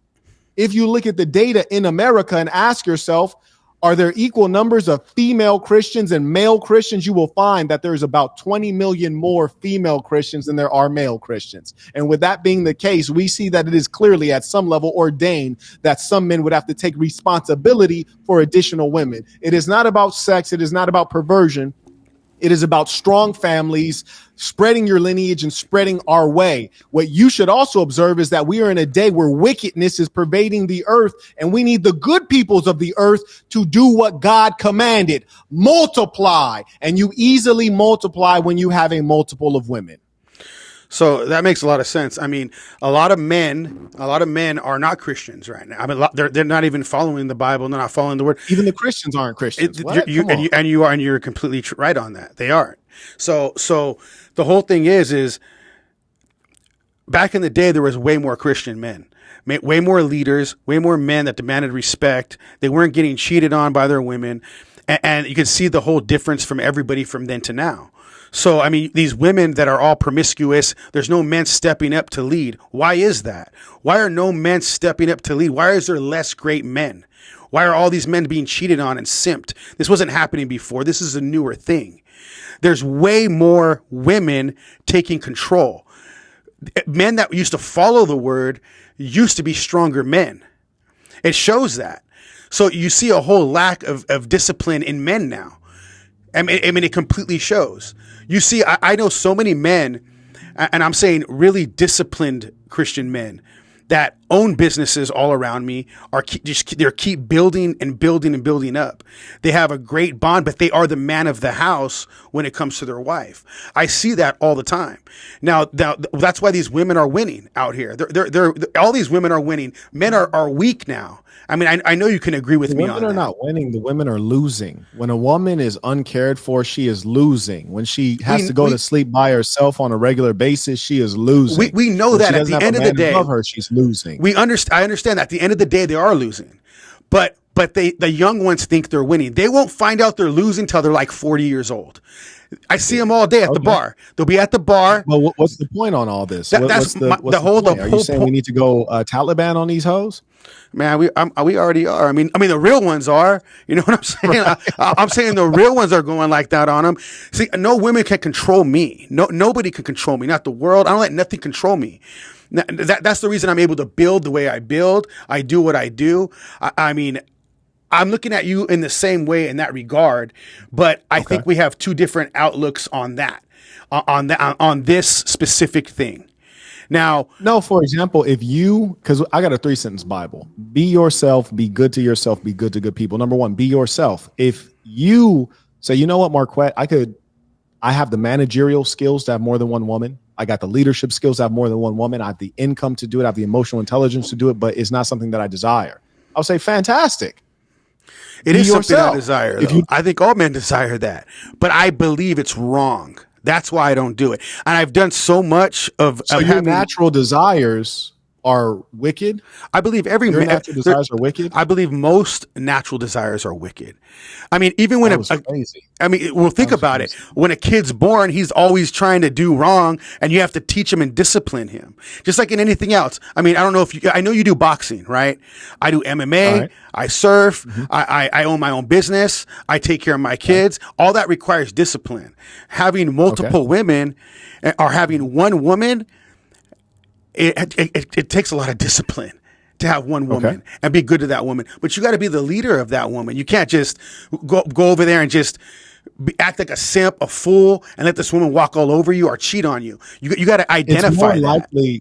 It's more likely that the monogamous male is going to be the simp than the polygynous male. The polygynous male is doing something that most men would only dream of doing. That is why a PIMP is so admired and discussed and studied and puzzled at, because they do something that most men can't do, which is to have multiple women who accept one another and would even feel like he's such a prize that they have to honor him with gifts in the same way that kings are honored with gifts.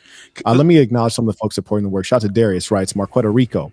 I acknowledge Philip, writes, Peace of Saints Tuition. This is pure high-end truth, but they don't know. Shout out to Mr. Baker supporting the work. I appreciate you.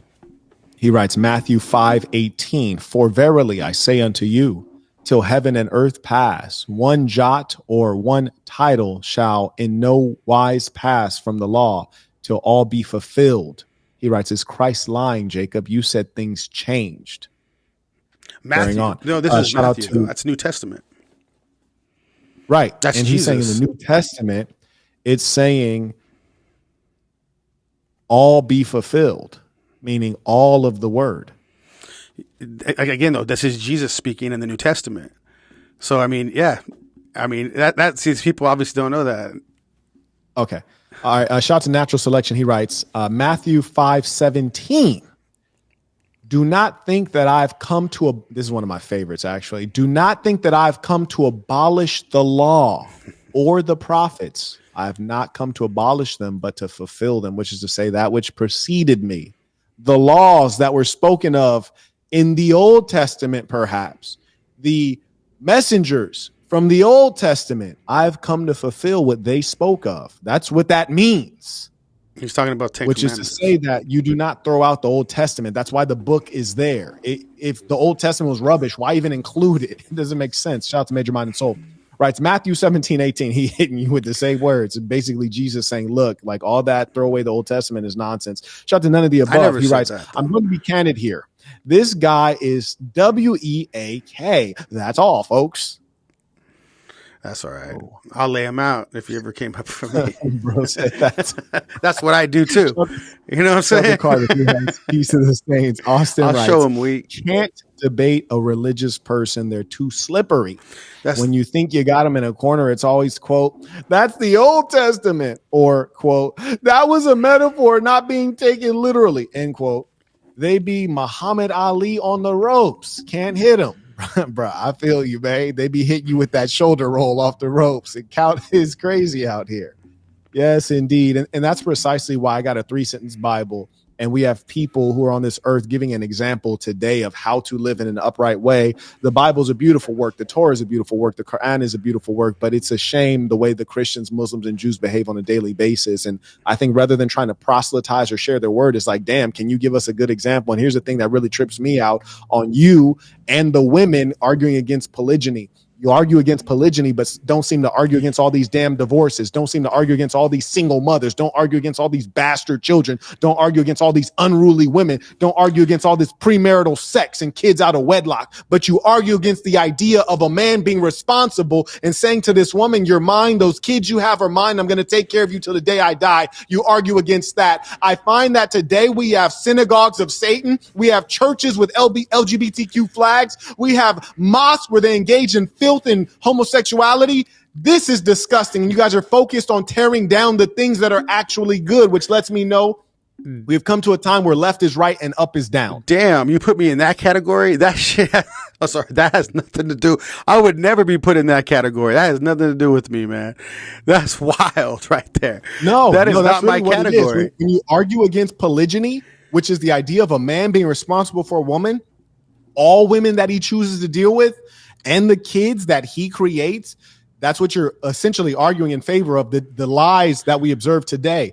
You observe huge divorce rates among the monogamous. You observe huge levels of sexual liberation. It's extraordinary that the males in monogamous situations don't realize that you're basically yielding to a female. But you're under female leadership and control. I understand what There's you're saying. There's no man on earth who's strong and who can have the women that he wants, who says, I'm going to just leave it on the table.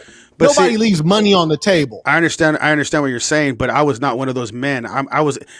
Me and my friends around me have all been with multiple women most of our lives. We've been doing this since. I mean, we're an older crowd. We've been doing this since we were in junior high, man.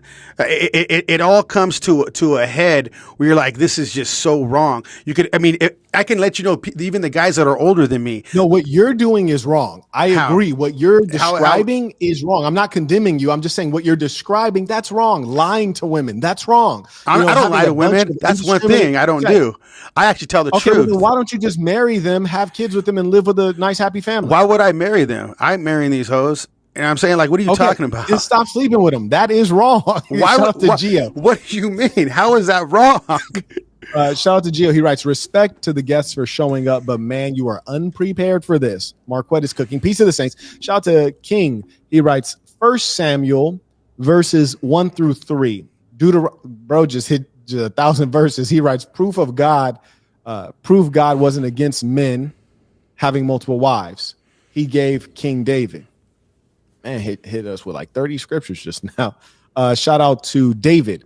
He writes, I thank the gentleman for being on. I've learned a lot this evening. Peace of the saints indeed. And I hope we all have.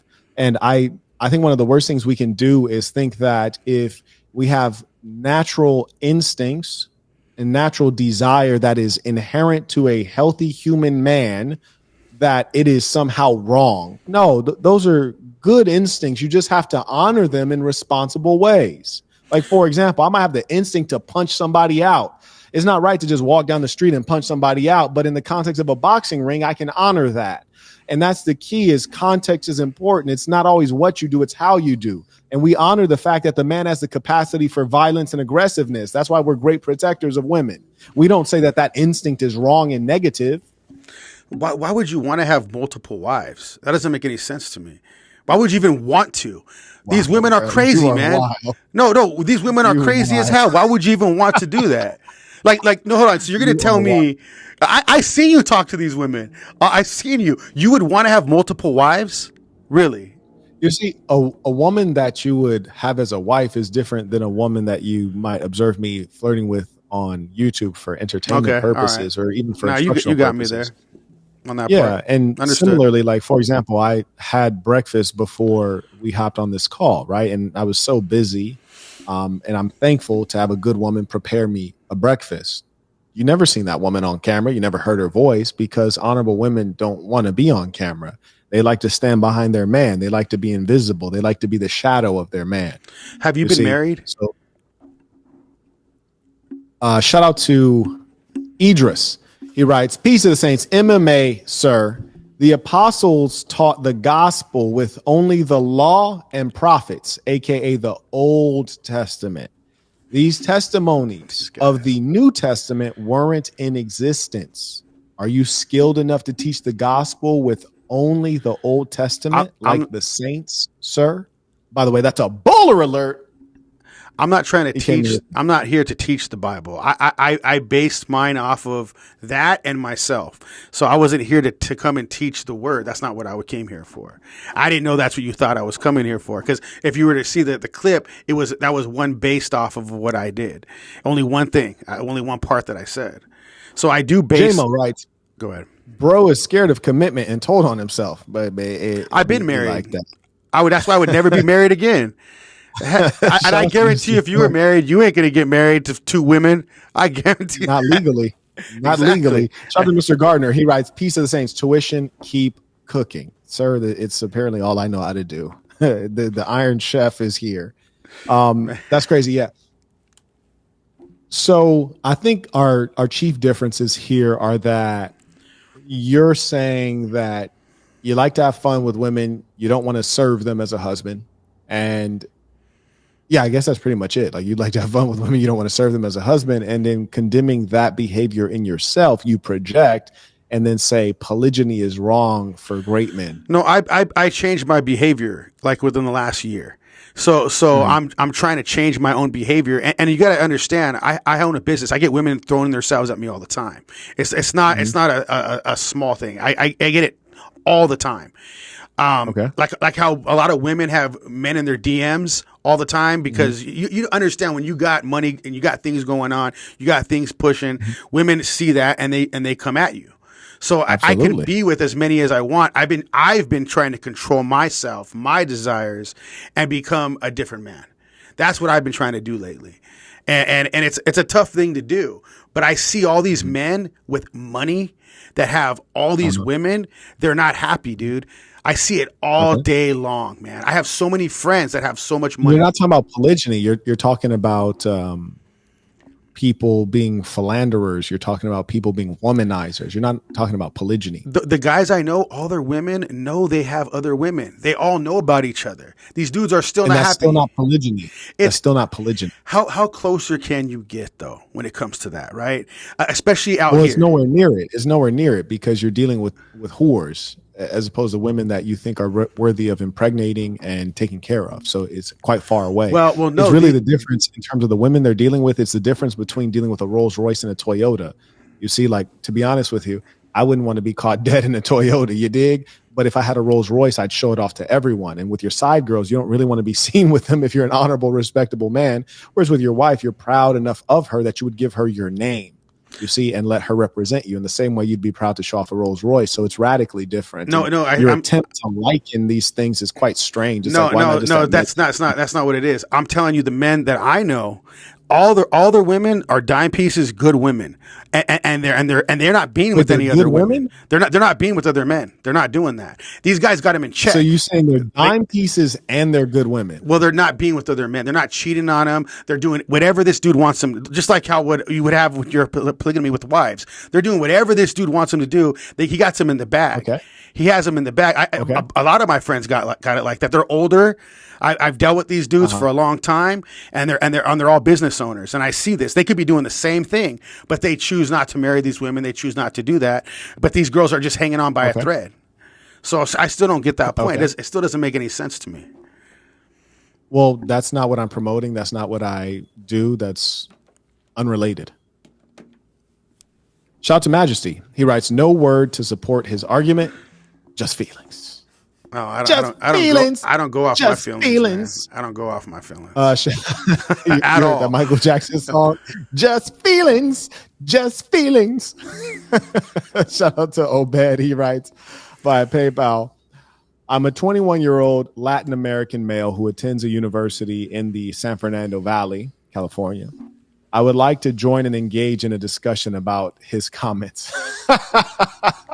Bro said, I have something to say.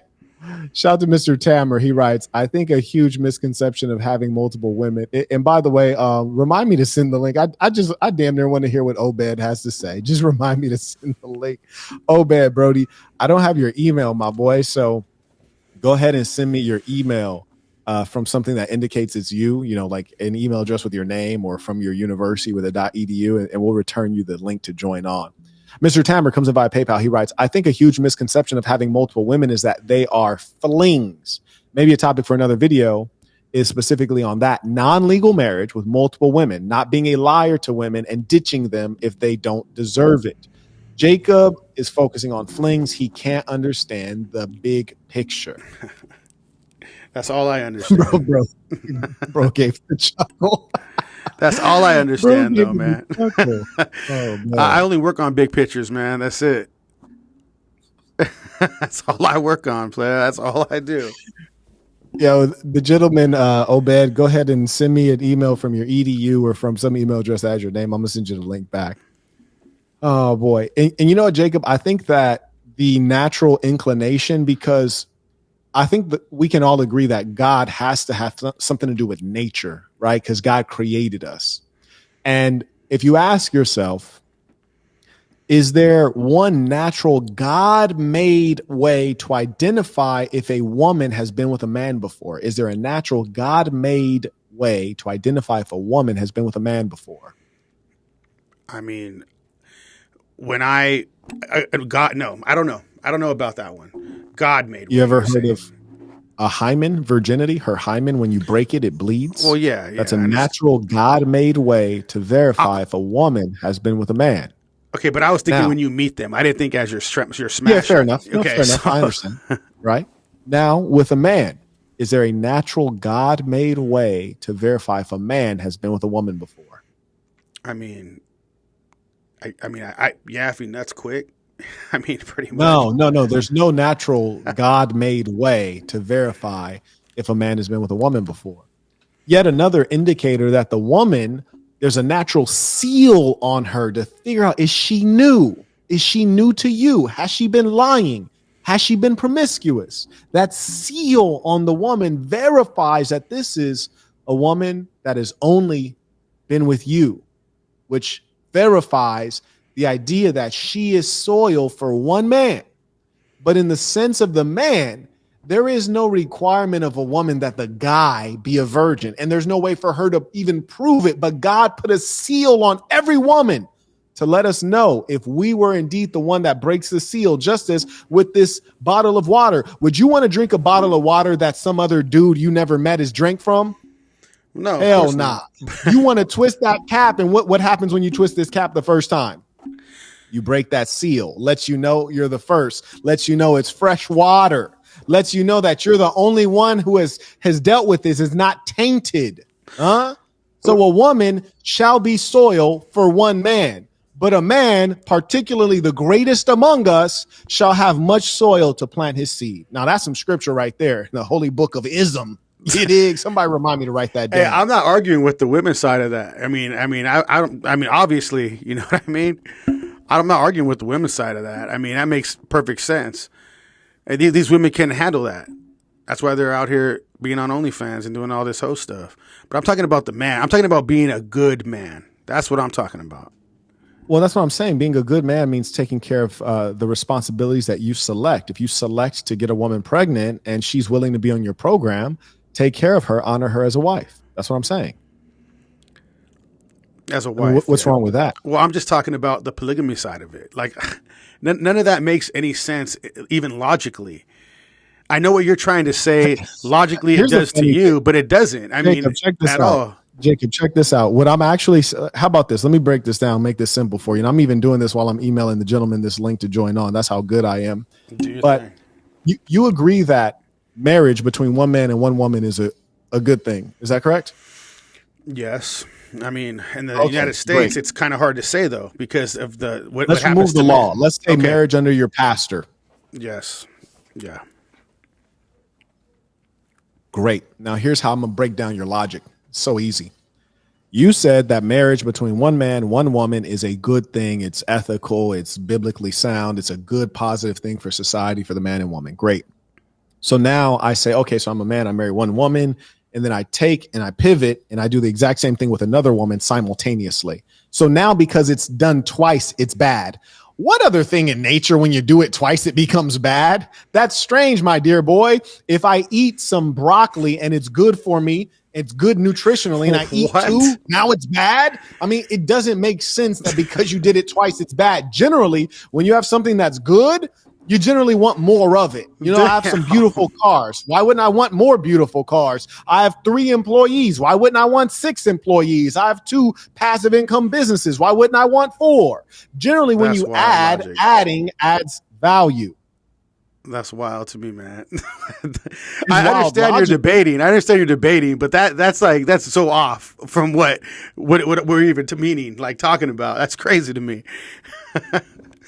Crazy that this whole YouTube thing. I'm newer to it, but like I see a lot of these guys how they're. What speaking, about logic? talk. Are you new to logic? No, but that logic that's so far left. That has nothing to do with any of this. That's so far left, man. Like, come on. That's extraordinary. That's extraordinary. Obed, peace of the saints. How are you?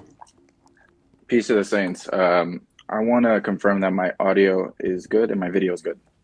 Both are good. Everyone in the chat, go ahead, pop a 1 in the chat if you can hear Obed. Here we go. Maybe. Here we go.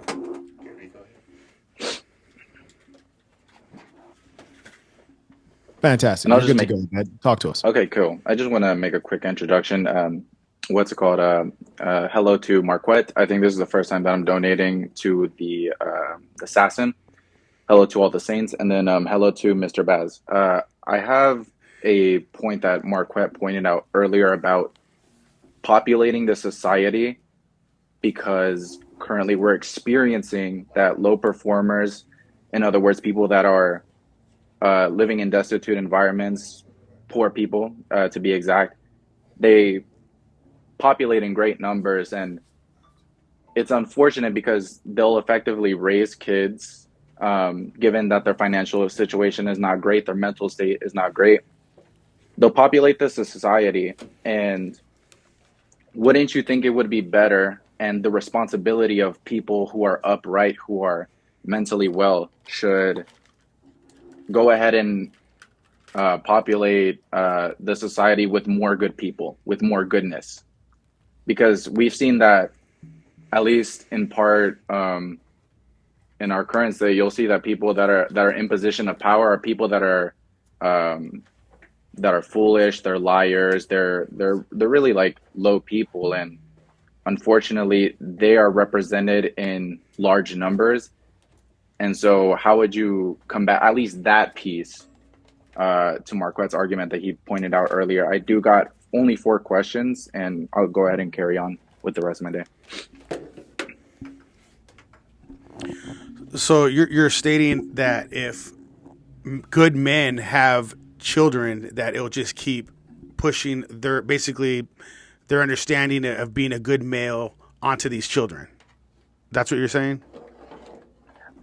I'm saying what's called that good men are very rare. So why should they not be able to have multiple wives and therefore what's called populate the society with more children based on the fact that we're seeing a common trend that, again, like Marquette has pointed out, not just what's it called in certain minority groups, but just in what's it called in all races, like all ethnicities, people are just people who are again living in what's it called the lowest of conditions, like again primarily low intellect.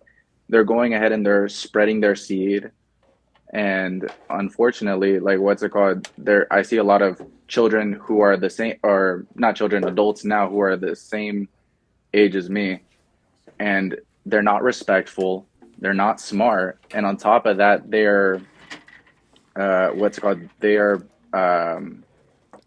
they lack confidence. So what's it called, and that's a root cause of not having a good man to lead the household and not having a good father in the family. Just because you're a smart man or a good man doesn't mean you're going to have great kids. I mean, it's a higher possibility, but I mean, even like I already know he's going to come at me, but even biblically in the Bible, Cain killed Abel. I mean, we can always go from that, but I mean, at the end of the day, well hold on. Before we talk about the Bible and stuff like that, are you a credible voice to present an opposing stance to Marquette's arguments, given your activities with women in tandem with your spiritual beliefs? I think I am in a sense, because my whole thing is that's question.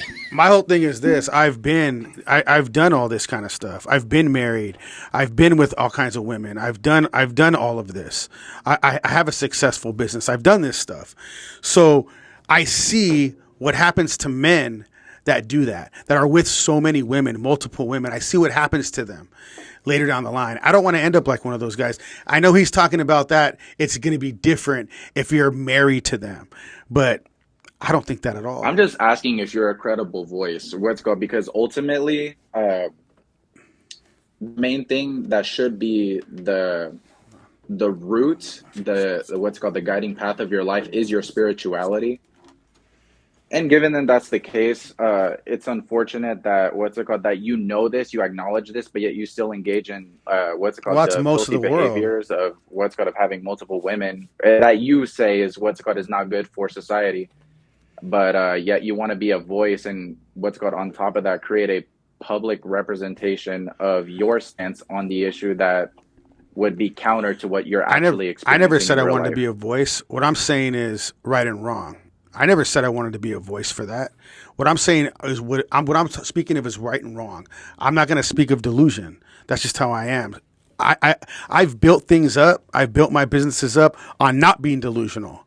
So I've done everything I do is being strategic all the time. That's how I am. And that's why I'm successful. That's why I do what I do.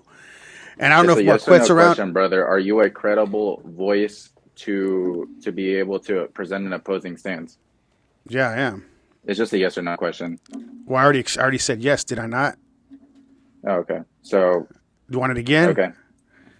No. What's it called? I do want to, like I said, I only have 4 questions, and then I'll carry on. Hold on, Marquette. I just want to say, Marquette, I had my co-host just showed up. He's right here. I just want to bring him on in. If that's cool. Okay.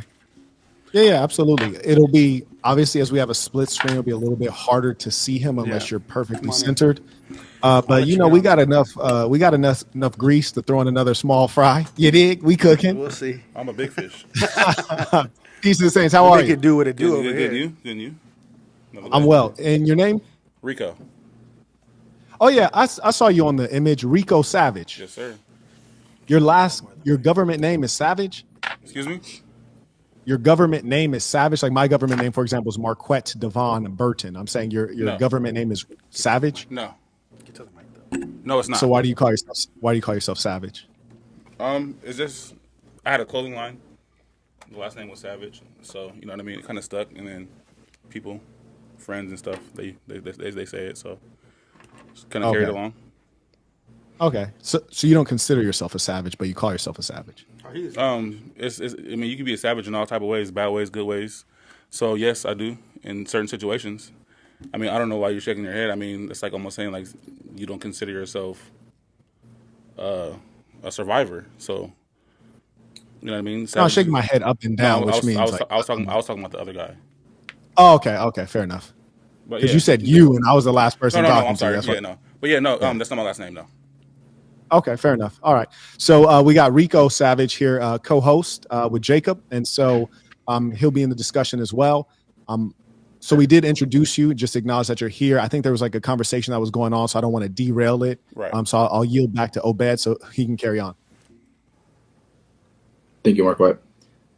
So, what's good? I guess now that you're included, I do want to what's good now extend this to you as well. Do you believe, like what's good, since great men generally have multiple pursuits, we generally tend to refer these folks as Renaissance men. They are talented in multiple interests or topics, and they're actually good enough to be able to become professional or even professionally pursue some of those subject areas. So should a person who is the good man, should he not have multiple women to aid him when he's trying to live grand? And then I guess, do great men deserve multiple women? Great men deserve whatever they worked for and what they've earned. Now, if it's women, it could be, but the whole thing was marriage.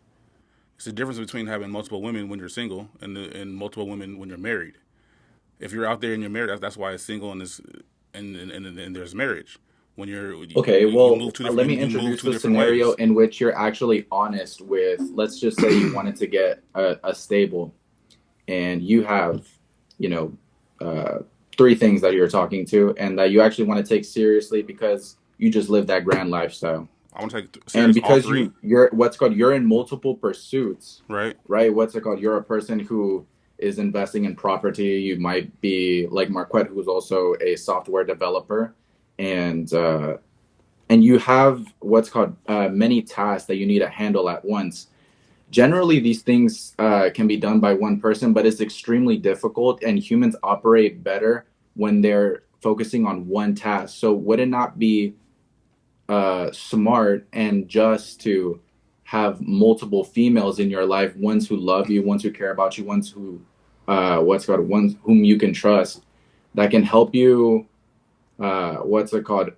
sort of Man, I trying to be rude, but operate man, you gotta at a higher level. In other words, from what it sounds like, you're trying to compare somebody that has, as far as Marquette, a business and who would need help, so he would hire an assistant. He wouldn't hire somebody. You know what I mean? Right. So, and then you're talking about having multiple women and a man having troubles in his life. So if I have troubles in my life, that would have to be sexually. And if I need other women to handle my business, I'm doing something wrong. Because me as a man, I should be able to handle whatever I need to handle on my own, or hire an assistant, not other females, to take care of what I need to take care of.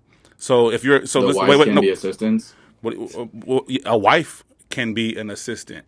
Why would I need more? Right, watch this. Okay, hold on. So if the task is that big where I need 3 women to do it, I shouldn't be doing it. Why? Wouldn't that mean your goals are how many people does it take? How many people does it take to screw in the light bulb? Which is to say, they're you know what I mean? Like that's kind of at the end of the day. If it's that difficult, either you need to hire somebody else, or you shouldn't be doing it. So I'm gonna pull Obed off just so I can widen the screen because we got 2 guys on their side. Obed, I appreciate you. Thank you so much for supporting the work and for joining on. It's been a pleasure to meet you, and I know you're going to be very successful. And so, how do I join the Assassin before I head out? Because I'm in the Los Angeles area, and I'd actually like to meet the folks under your community. It's some good brothers over there in Los Angeles, and you better start getting in shape now. If you're not already, if your cardio game ain't strong, I'm in great shape. Yes, sir. Go to thesassin.com, THESASN.com.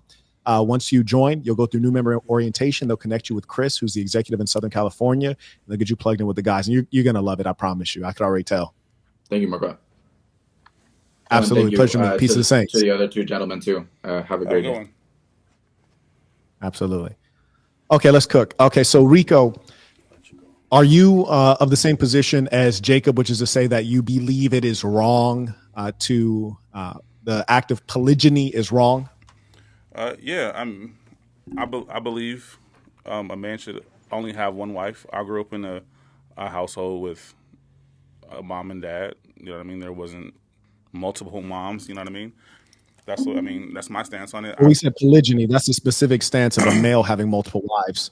The other thing that you're talking about is a filthy situation, which I too agree is inappropriate. So let's be clear. We're talking about polygyny, a man having multiple wives, which is something that you can observe in China, you can observe in Egypt, you can observe throughout sub-Saharan Africa today, you can observe everywhere in the world. That is what we're talking about. No, I mean that's not my stance. No, I'm not for it.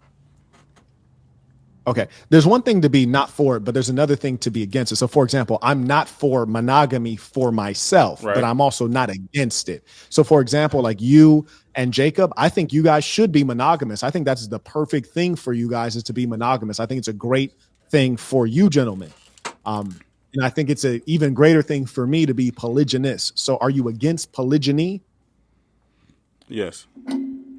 Okay, fantastic. Okay, we can cook then. Give me a second. Let me go ahead and catch up on these super chats, and then we're going to get to work.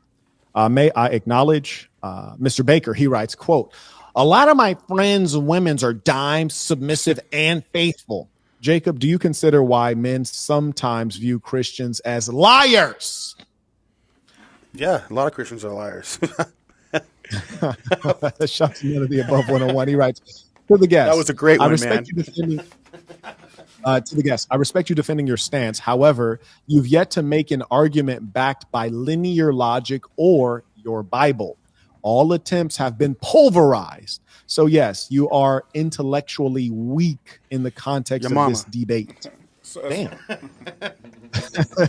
Shout out to Kevin. He writes, he's the definition of a beta male. He'll never understand satisfying multiple women to want them to agree to get along and accept one husband. That dude would get slapped, and I'll take his chick so he can shut his mouth. Shout out to Seven, comes in via PayPal. He writes, and by the way, Rico, are you also saying that it's wrong due to your biblical understanding or just due to your personal feelings? Yeah, I mean, you can say my morals and then too also biblically. Okay, so biblically. Okay, got it. Fantastic. Seven writes via PayPal. He writes Ephesians 5:31. Quote, "Therefore a man shall leave his father and mother and hold fast to his wife, and the two shall become one flesh." Yes. Were you around when we discussed the one flesh piece? Because you seem like excited just now for some reason. No, I mean, I know the. I mean, I'm pretty. Okay, so do you know the word better than Jacob? Because he seemed like he ain't know the word at all. Oh, here we go. Yeah, he ain't know the word at all. We've been going through the word. Were you in the background listening to some of this ism? No, he wasn't. Or did you? I wasn't. Okay, he wasn't here.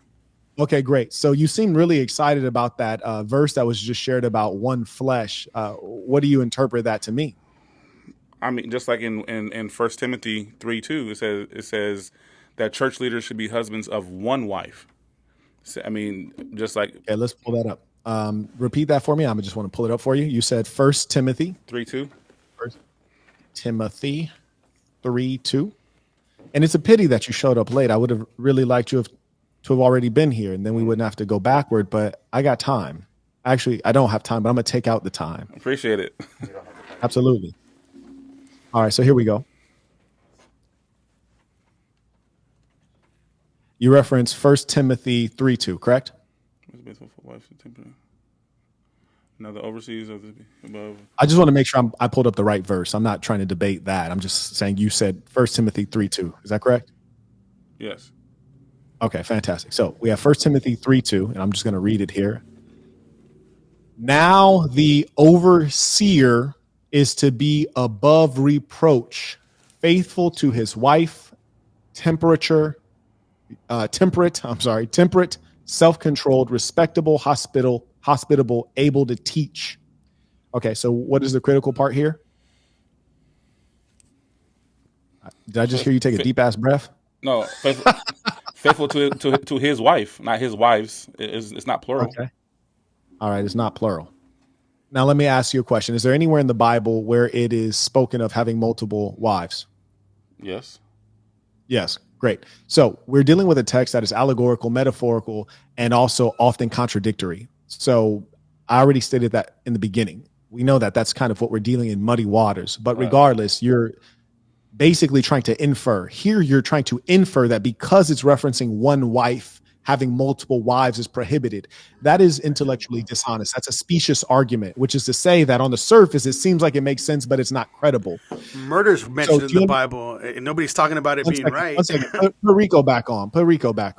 So, Rico, do you realize that linguistically, because it references one wife, does not mean that it has negated the possibility or righteousness of having more than one wife? Correct. But can you acknowledge that? Right. But also, but you got it. But see, when you're talking about the Bible, when you're talking about certain things, you got to realize when they are talking about it. There's Old Testament. There's New Testament. You have to realize when they're saying it. It's almost like, so if we're not living in today's society and using the same things that they're using in the Old Testament, if we were, it would be kind of crazy nowadays. You know what I mean? I think that's funny what you're saying, and no, I do know what you mean, but do I agree? Not at all. Okay. And I started off with this earlier using what we call logic, which is to say, is God all knowing? Yes. Did God create man? Yes. Therefore, should God, who's all knowing and created man, should God know man? Yes. Therefore, why would he create a book that has so much guessing in it? Why would he have you playing guessing games in a Bible that's not clear, text that is complex, when in reality, most men are simple-minded. Create a complex text, but most men are simple-minded. These are things you should question. But furthermore, consider this. You're over here saying, oh, we need to understand the context. God is all-knowing. God is ever present before man. And if we all ever stop existing, he'll be after us as well. Always there. Are you suggesting that God wrote a book that has become obsolete, and somehow he could not anticipate what would come of his creations? So he created a book that we now need to reinterpret with our flawed human minds, reinterpret that which God dictated, which was perfect. It's nonsense. We don't need to reinterpret it. We need to ask for wisdom when you do read the Bible. A lot of people read the Bible without wisdom and not without knowledge. Without wisdom. Yeah. Because, so why is it that, Rico, do you think anyone's ever called me a wise man? I'm pretty sure, yes. Do you think anyone's ever called you a wise man? Yes. Do you think either of us start reading the Bible and try to turn off our wisdom? No, we both read the Bible using the best of our intellect and wisdom and experience, yet we come to different outcomes. Right. So when you're saying you have to read it with wisdom, that's not even logical, because our wisdom leads us to different understandings. Right. But see, that's the thing that God gave us. That's the one thing that God gave us, and that's free will, and that's free thinking. So even though it says certain things in the Bible and we don't necessarily agree with them or have different views, that's the one thing, and that's why, because he gave us free will to think outside of how we want to think. If that's the case, everybody would be Christian and think in one way. If that was, you know what I mean? So that's where I get from it. Okay, so what's your point here? What you just said. You said, why do we think two different ways? No, because you said you need wisdom to understand the Bible. I said we both have wisdom. We don't ask for it when you read before you read the Bible. You need to pray and ask for wisdom as far as from Him. Where in the Bible does it say you need to pray and ask for God's wisdom before reading the Bible? That's common sense. Oh no. We don't use common sense. We don't use common sense. No, that's not common sense. No, we don't use common sense. God's word is written. When you're adding what you call common sense, that means you're adding human flaw and human interpretation. And he knows, and we're all human, and he knows that we were born in sin. We still have the flesh, no matter what, Christian or not. We're of the flesh. So what we're dealing with right now is religious zealotry. Is that a word? Zealotry? Let's see. Zealotry. Yes, that is a word. Fanatical, uncompromising pursuit of religion. You are very religious, but you're not religiously connected to the word of God. You're religiously connected to your cultural interpretations, because you tell me that we need to read the Bible with wisdom and ask God and pray to God to give us understanding. And then I said, okay, well, where in the scripture does it say that? And then you said, use common sense. You didn't think of that, and you didn't come up with that from common sense. You came up with that from preachers. You came up with that from men who are no better than you, who are no closer to God than you. That is a cultural understanding. That is not a textual understanding. And that is why we are so far from God. For example, and shout out to the Muslims and the Jews who are closer to the text. They tend to use their sacred text. In Islam, if you say something, someone can challenge you and say, well, was that God's word? And if you say, yes, it was, they say, well, what was the surah? And because they are actually dedicated and actually believers, they'll say, oh, well, it says in this chapter, in this verse, and they'll quote you in the original language.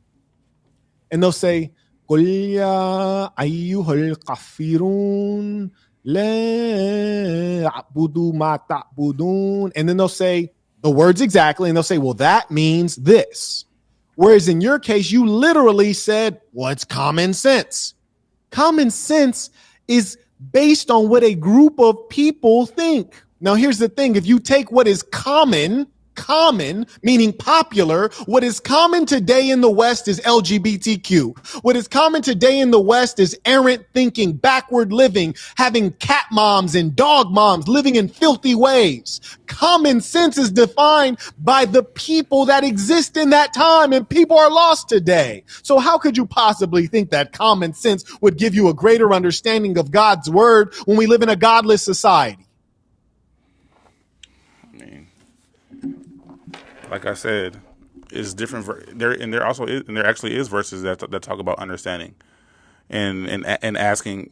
Proverbs 2:3-8. Cry out for. Before you go into that one, I just want to note we're going to move off of the first one, and I'm going to pull up the second one that you're referencing. So the first verse that you noted, 1 Timothy 3:2, you suggested that one indicates that man can only have one wife. We already bodied that one. It's unrelated. So now what's the next verse? You said it was unrelated. They talking about the First Timothy. First Timothy. No. He said that verse indicates that man is limited to one wife, I said textually, we just read it together. It does not suggest that man is limited to one wife. So it would have said wives, then, correct? Just like in other verses when if it was referencing wives, it would have said wives. But in this case, it was referencing wife, which could also apply to those who are polygynous and say when you are engaging with one of your wives or when you are engaging with your wife, which would make sense in both cases, this is how you engage.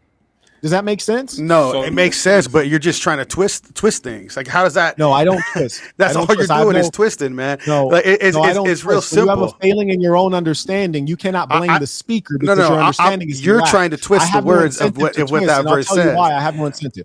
I have no incentive to twist because I'm not a Christian and I'm not one who hates the Bible. So I have no intention to misinterpret or maliciously misconstrue the facts. Furthermore, wife and wives are two different things. In theology, wife or and wives are no reason for me to different things. Are they not? We could talk murders in the Bible too. Are we talking about murder being murder? Jacob, you know what I'm saying? You weren't listening, but pass it back to Rico right now because we already fried you up. You didn't fry nothing. To Rico, you need to get this word. Trust me, you already fried you up, man. How'd you fry me? Explain. Bruh, you got fried crispy. Pass it to Rico. To nobody, man. You didn't fry nobody. Brody said he a savage. We gonna see what it do. Fry you in every way possible, dude. Because to me, both of y'all is nice.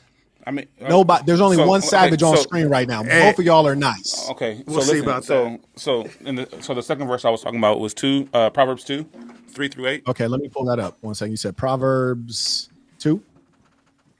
Okay. Cry out. You mean read it? No, I'm gonna pull it up. Give me a second. This one right here. You talking about Proverbs 2 right here? Proverbs 2, 3-8. Cry out. Okay. Cry out. Well, on my side, I mean, my version is cry out for insight and ask for understanding. So when I was saying we need to ask for understanding, when we do read the Bible, we need to ask for understanding so things can become clearer.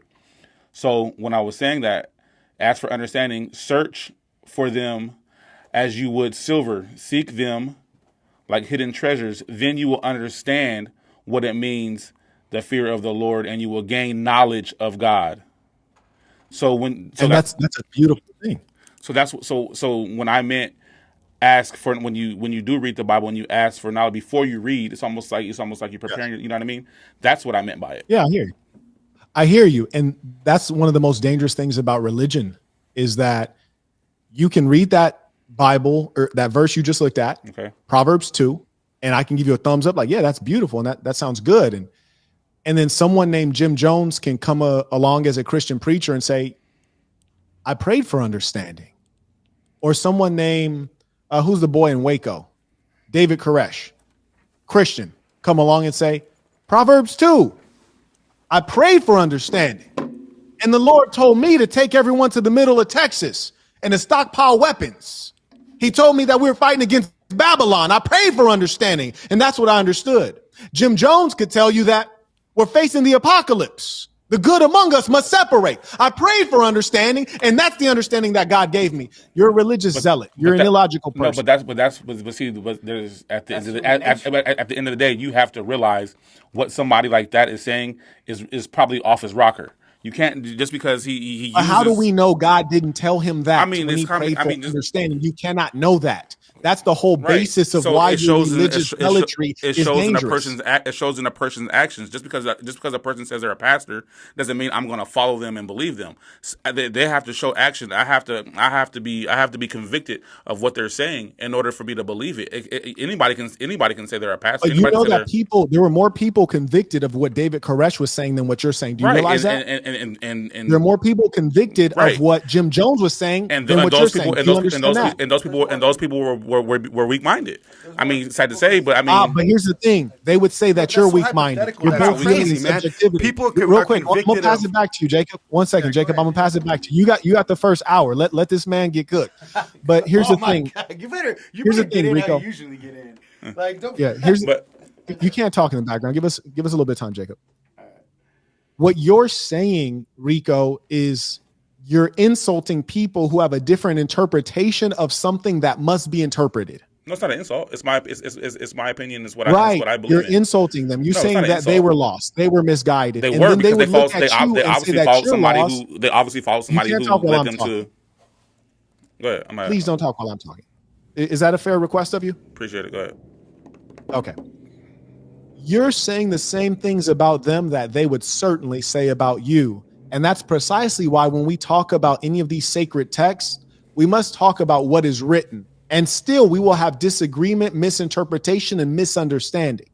But when we start talking about what we prayed for in terms of understanding and getting away from that which is textual, then we will have infinite numbers of disagreements because we're already trying to interpret a text that is largely contradictory and is written in allegory and metaphor. And imagine interpreting allegory and metaphor and long form stories into different languages. And as you guys mentioned further, it's out of context, and context would only matter if it actually was not a divine work. Context matters for human beings because we have limited scope, limited knowing, limited existence. We're limited to a time in which we exist or the previous times which we understand. But God is infinite and all-knowing and could dictate a text that would last the full scope of human existence. So it wouldn't be sensible to suggest that God wrote with a limited understanding such that we have to interpret based on all this context and all this other stuff. It's nonsense. But he gave us free will. That's the whole Where do you get this free will stuff? I mean, where do you get this free will stuff? Like, why are you bringing up free will? What is the relevance? You just said the text that is written isn't real or isn't right because everybody does what they want to do. You know what I mean? Like, I didn't say they do what they want to do. I said they have different understandings. I mean, and that's because everybody thinks differently, and God gave us a free will to think differently. Just because it says it in the Bible doesn't mean we have to believe it. You know what I mean? That's the free will. I just want to repeat that. I want to repeat that for everyone listening. You stated just because it says it in the Bible, you don't have to believe it. Now, when you become a believer, I want to repeat that real quick. I want to make sure everyone heard what you said. Just because it says it in the Bible, as a Christian, you don't have to believe it. You don't. Is that what you meant? If that was the case, I would force what I believe onto you. So if I felt the way that I feel about the Bible and there was no other option, I would argue with everybody every day, but I know that everybody's going to have different beliefs because you don't have to. You don't. It's up to you to believe if you want to or not. That's the. I mean, that's the beauty of having different religions and having different faiths. You can believe whatever you want to believe. Is that not? Don't you believe whatever you want to believe? That's correct. I do believe what I choose to believe. Right, and But just that has because nothing to do the with book said your it, just because the book said it, does that mean you have to believe it? No, that's what you choose to do. No, if a book says it and you say that you are a Muslim, a Christian, or a Jew, if you are a Jew, the Torah, that is the beginning and the ending, Right. as far as you're concerned. If you're a Muslim, the Quran, that is the beginning and the ending, as far as you're concerned. If you're a Christian, the Bible, whatever version you follow, that is the beginning and the ending, as far as you're concerned. And to be religious is not a casual thing. People use the term and say religious extremist. This is a strange term. It's redundant almost. To be religious is extreme. You are not supposed to be of this world. You're not supposed to be worldly. You're supposed to be of God. And if you observe Jesus, he was in fact a revolutionary, going very much so against what was prevalent and dominant in his society. So yes, you should be fairly radical. Yes, the prescriptions in the Bible, what it tells you to do, would have you look quite different than the persons around you who are non-believers. When you look too much like a non-believer with tattoos on your hands, you look like the criminals. When you look too much like a non-believer and behave like them, you know what you might find? You're not a believer. You're not a follower of God. You're just an everyday fucker that don't realize what's going on. You're just being delusional. But everybody falls short of the glory of God. That's the thing. That's the thing about it. And that's the excuse that weak males use. It's not an excuse. Discipline. It's not an excuse. That's life. You can't. Nobody's perfect. So that's like saying, so just because you have a tattoo doesn't mean what women like to say. Nobody's perfect. I'm not judging. I mean, are you perfect? Are you perfect? Clearly not. But we're not talking about perfection. What we're talking So you just about talked about perfection. You just talked about perfection. I did not. I did not. I said if you're a religious person, and I have tattoos, and I have tattoos, and or if I do certain things that I'm not a Christian or I'm not walking like God. You don't look like a Christian. You don't look like a Christian. You don't think like a Christian. You don't live like a Christian. What do Christians look like? That's what I'm telling you. God, the image of God is a blonde hair, blue eyed white man. That's not the image of God. Who said that? Does the Bible say that? Because whoa, hold on. Does the Bible say that? People say that. See, that's the just like when you just said no. Hold on. I'll let you talk. I'm more Christian than Christians. I'll let you talk. Just like how you said, people looking a certain way and not following God how you think they should or how you think they should look. Aren't Christians. It's all about the Bible. No, I'm going off of what you said. Rico, every you time said tattoos Rico, on hands. Jacob, the Bible didn't say tattoos on hands. You said tattoos on hands. I keep asking you, where is that in the Bible? No, your book. No, you said that. You guys are going by your Christian facade. So you didn't say. So you didn't say tattoos. So wait, listen. So you didn't say tattoos on hands, and looking a certain way and acting a certain way. You're not Christian. I refer to the way you're dressing. I said you don't dress like Christians. You don't behave like Christians. So, and I asked you what do Christians dress and look like? And I am going to answer that now because I appreciate that question. And I think the Hebrew Israelites speak they really execute well on this particular one, because if I were a Christian, I'm going to follow the Bible. I'm not going to follow culture. I'm not going to follow what is common. I'm not going to follow common sense as you put it. I'm not even going to follow a pastor. I'm going to follow the word of God in the Bible if I'm a Christian. So as a Christian, I'm not a Christian. I'm all of the great religions rolled into one. But if I were a Christian and I wanted to know what do Christians dress like, I would search up that in the Bible. So you guys are Christians. What does the Bible say about how you should dress? I've never seen anything about it. Wow, stop it. Why do the Hebrew Israelites dress the way they dress? Did they just make that up? I'm pretty sure they have reasoning. Yeah, and where do you think it comes from? Their Bible. Their Bible. Yes. Got you. There's different versions. You know that, right? You don't think that the Bible describes how people should dress? Say it again. Who said no? What do you say? Does the Bible describe how a man should dress or how a woman should dress. You obviously got something up I've your never- sleeve, so why I've don't you never throw it seen out? it. Because I mean, this sounds ridiculous, man. Like, just because No, you're you guys tr- are Christians, you're- and yeah, I'm but just you're just tripping debating because- on things, No, trying to make yourself Now, let look. me ask you It's this. tit for I- tat. I- Those yeah, are you're minor like, things. dude. You This sound. is I the feel like thing I'm that talking to a kills me about you female guys. almost, man. This is No, wild this to is me. the thing that Because kills me women can about people argue like you. with anything, and that's what you're doing. Check this out, It's wild Jacob. to me, man.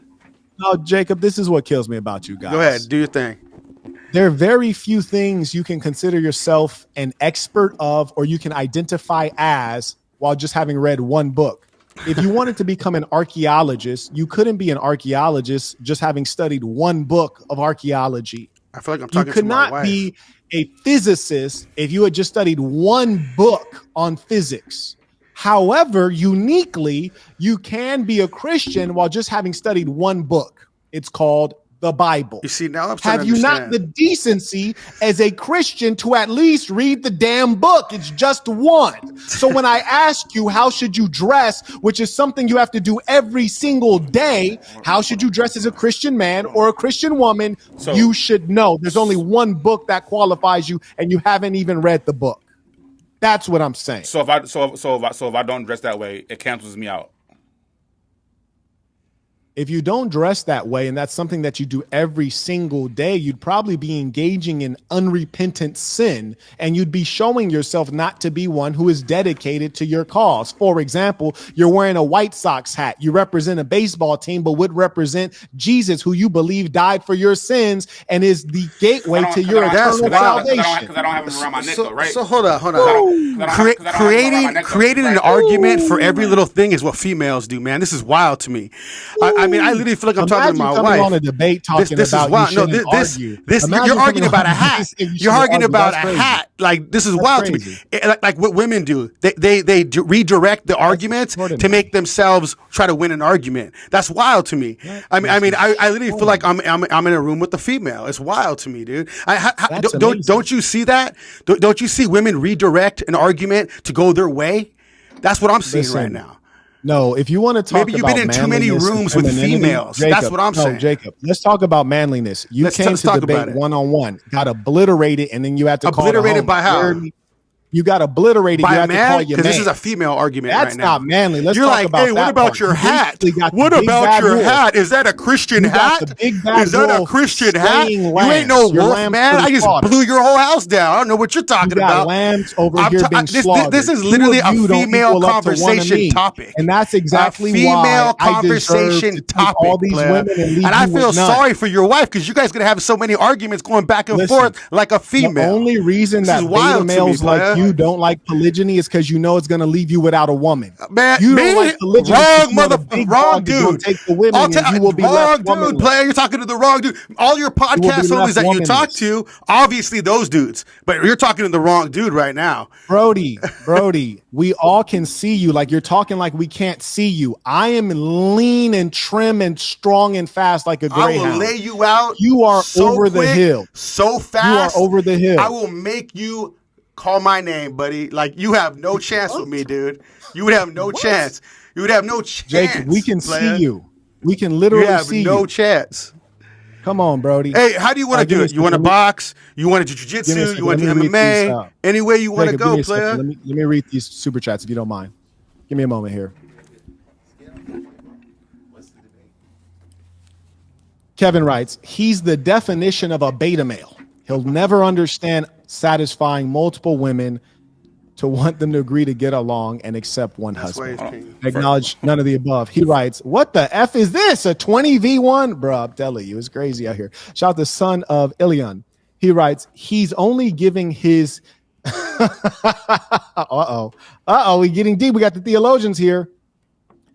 His own personal opinions. Blatantly ignoring. Okay. Very good. Shout out to Idris. He writes, Proverbs 35:6. Stop making your word God's word. Ooh, that's what I was just saying earlier. Shout out to Drip Lord. He writes, Mr. Burton is the CEO of Popeyes today. Sir, I'll take a 2-piece spicy, fried hard with fries. Peace of the saints in a real way. Shout out to Alex. He writes, Peace of the saints. How can you be faithful to your wife if you have multiple wives? Oh, goodness. Does polygamy lead to a better society? Why not just have fun with multiple women? Okay, there we go. We're already done here. Why not just have fun? Amazing. Shout out to Michael. He writes, just two overweight males. Oh, God. Just two overweight males trying to justify why they can't get multiple wives, but trying to repurpose I'm pretty sure I guarantee he smashed Trust it. me. You do. Ain't nobody overweight over here. Let me just finish reading it. But knowing nothing about the Bible, amazing. He writes, misspelled on purpose. Listen, still got more bitches. You guys said nobody's overweight over there? Still got more bitches. Rico, keep it real with your boy, my nil. Rico, you not overweight? And this is not to disrespect you, Rico. This is just real shit. No. Because if you look at our faces, like people are going to carry weight in their face, either A, based on their genetics, or B, based on overall fat content, right? Or percentage of body fat, right? Rico, you don't think you're overweight? No. Come on, bro. Word. All right, no. bro. That's crazy. I mean, if we want to get into stuff like that, you know what I'm saying? Like we want to get into real shit. No, the thing is, you're trying to like disrespect. No. How you listen, Jacob? You said you've watched me before. You said you've watched me before. And here's something we all know about. Listen, here's something we all know about Marquett Devon Burton. If I want to disrespect somebody, I disrespect somebody straight up to their face. I'm really like that. And you in Inland Empire, you're not too far from Los Angeles. Not at all. You're around people who know me. Listen, no, you're around people who know me in real life. You heard me? If I want to disrespect anybody, I disrespect them straight up. I don't have to beat around no fucking bush. You heard me? And if it's an issue, it ain't got to be no boxing. It go all the way up. Oh yeah. So I don't need to. That's my thing. That's what I love. Hold on one second. Don't interrupt while I'm talking. If I want to disrespect you, I will be so vicious and disrespectful, you won't have to guess about it. I just asked him the facts, and I'll tell you why. Because the super chat said he's overweight, and he said he's not overweight. I agree with the super chat, so I asked him to see if he's a real one. Because when you're overweight, God damn it, you're gluttonous, and you need to be real with yourself and fix it. I talk about 30 minutes of sweat every day. I truly believe in fitness. He's overweight. That's why I asked him that. Okay. Now listen to me. If I want to disrespect, what's your facts, Dr. Seuss? I'm gonna stop. I'm gonna let you talk. I'm gonna stop. I will let you talk. But I want you guys both to know, if I wanted to disrespect either of you individually or both of you together, I wouldn't hesitate a motherfucking second, because she's a fucking ant to me. She's an ant to me. Oh, I'm an ant to you? Ant to me. I will. No, real shit. You listen to me. Yeah. You's an ant to me in person, boy. Don't play tough. Then on why here. don't we meet in person? I'll show you a fucking ant. I see you know ain't what I'm like saying? that. I'll lay you out. Listen.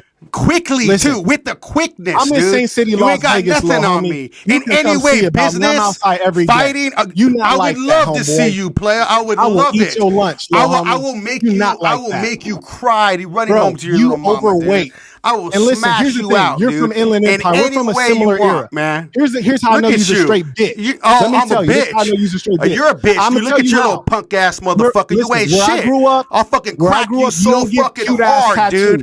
What's Hold up? on one second. Where'd you grow up You don't at? get cute ass tattoos. You got all these cute ass where tattoos. you Where grew I'm up at? from, I got you no get cute tattoos tattoos. of your hood of your My dead cute homies. tattoo will You got all smash this your cute head shit. out, You dude. sweet, homie. You know what I'm saying? Where you grew I'm up at? sweet. Why You're you mad? Why you mad, You're man? Because I can, sweet. you can get You're smashed sweet. out. That's And why why you you got mad. another third fruit Are cake you in the mad because you'll background? get Put the camera smashed on that out? third fruit Is that cake. why? How many It's niggas all you good, need to player. debate I mean, me? hey, Vegas ain't far. How You know what many I'm saying? people do you need to debate the big homie? Big Put the homie, camera you on ain't the no ball in big the homie. background. You're I a wanna little see his punk ass face. fool, dude. Look at you. Now, real quick, show us little the ball in the small ass background. dude. Look, I'll Little smack guy. you, Little make guy you in the fall on the background. ground. You Come get little on small camera. ass dude. You know what I'm No, saying? no, that's great. That's great. But show us his face. He's running his mouth. We want to see who he is. Ball in the background. Come in front. Nah, he ain't ran nothing. He's my producer. Tell Don't your worry about boyfriend it. to come in the front. Hey, don't Why worry you about scared? him, man. Worry about me. Oh, you only got one person to worry about is me. That's amazing. Dude, you have no That's idea what I'll do amazing. to you, man. You have no That's idea. amazing. And talk Bro, is you're a cheap. I fat old man. You will hate get when hurt. people talk. You're a when fat all they old can man do is with talk. kids. I'll smash You you will out. get You hurt. ain't shit. You ain't need to shit. be worried about I'll your smack family the and shit get out home of to your you. family before I'll you talk to smack people the like me. shit out of you, man. You need to worry about your Then why don't family, you set it Brody. up? Because I'll get spar run by you, a fight broad. you, whatever you want. Set it up. You get run by a Set broad. it We're up not the then. same, Hey, homie. talk is cheap, We're not the motherfucker. same. Set it up. Set We're it not the up. same. I know But we're check this not. out real Because quick. I'll fucking make you look Real quick, stupid Jacob. on camera. Fantastic. Guaranteed. You're very tough. I'm telling you to set it up. Who's your little homie in the background? I'm putting you on blast I just right now. wanna see your little Set homie it up. 'cause he's running his mouth. Boxing, Show your little MMA homie. or jiu-jitsu, whatever you want. Set it That's up. cute, man. But real quick, Exactly. show your little homie To in the all your background. fans, you can't even say yes or no because you're scared. Okay. Scared. Great. I'm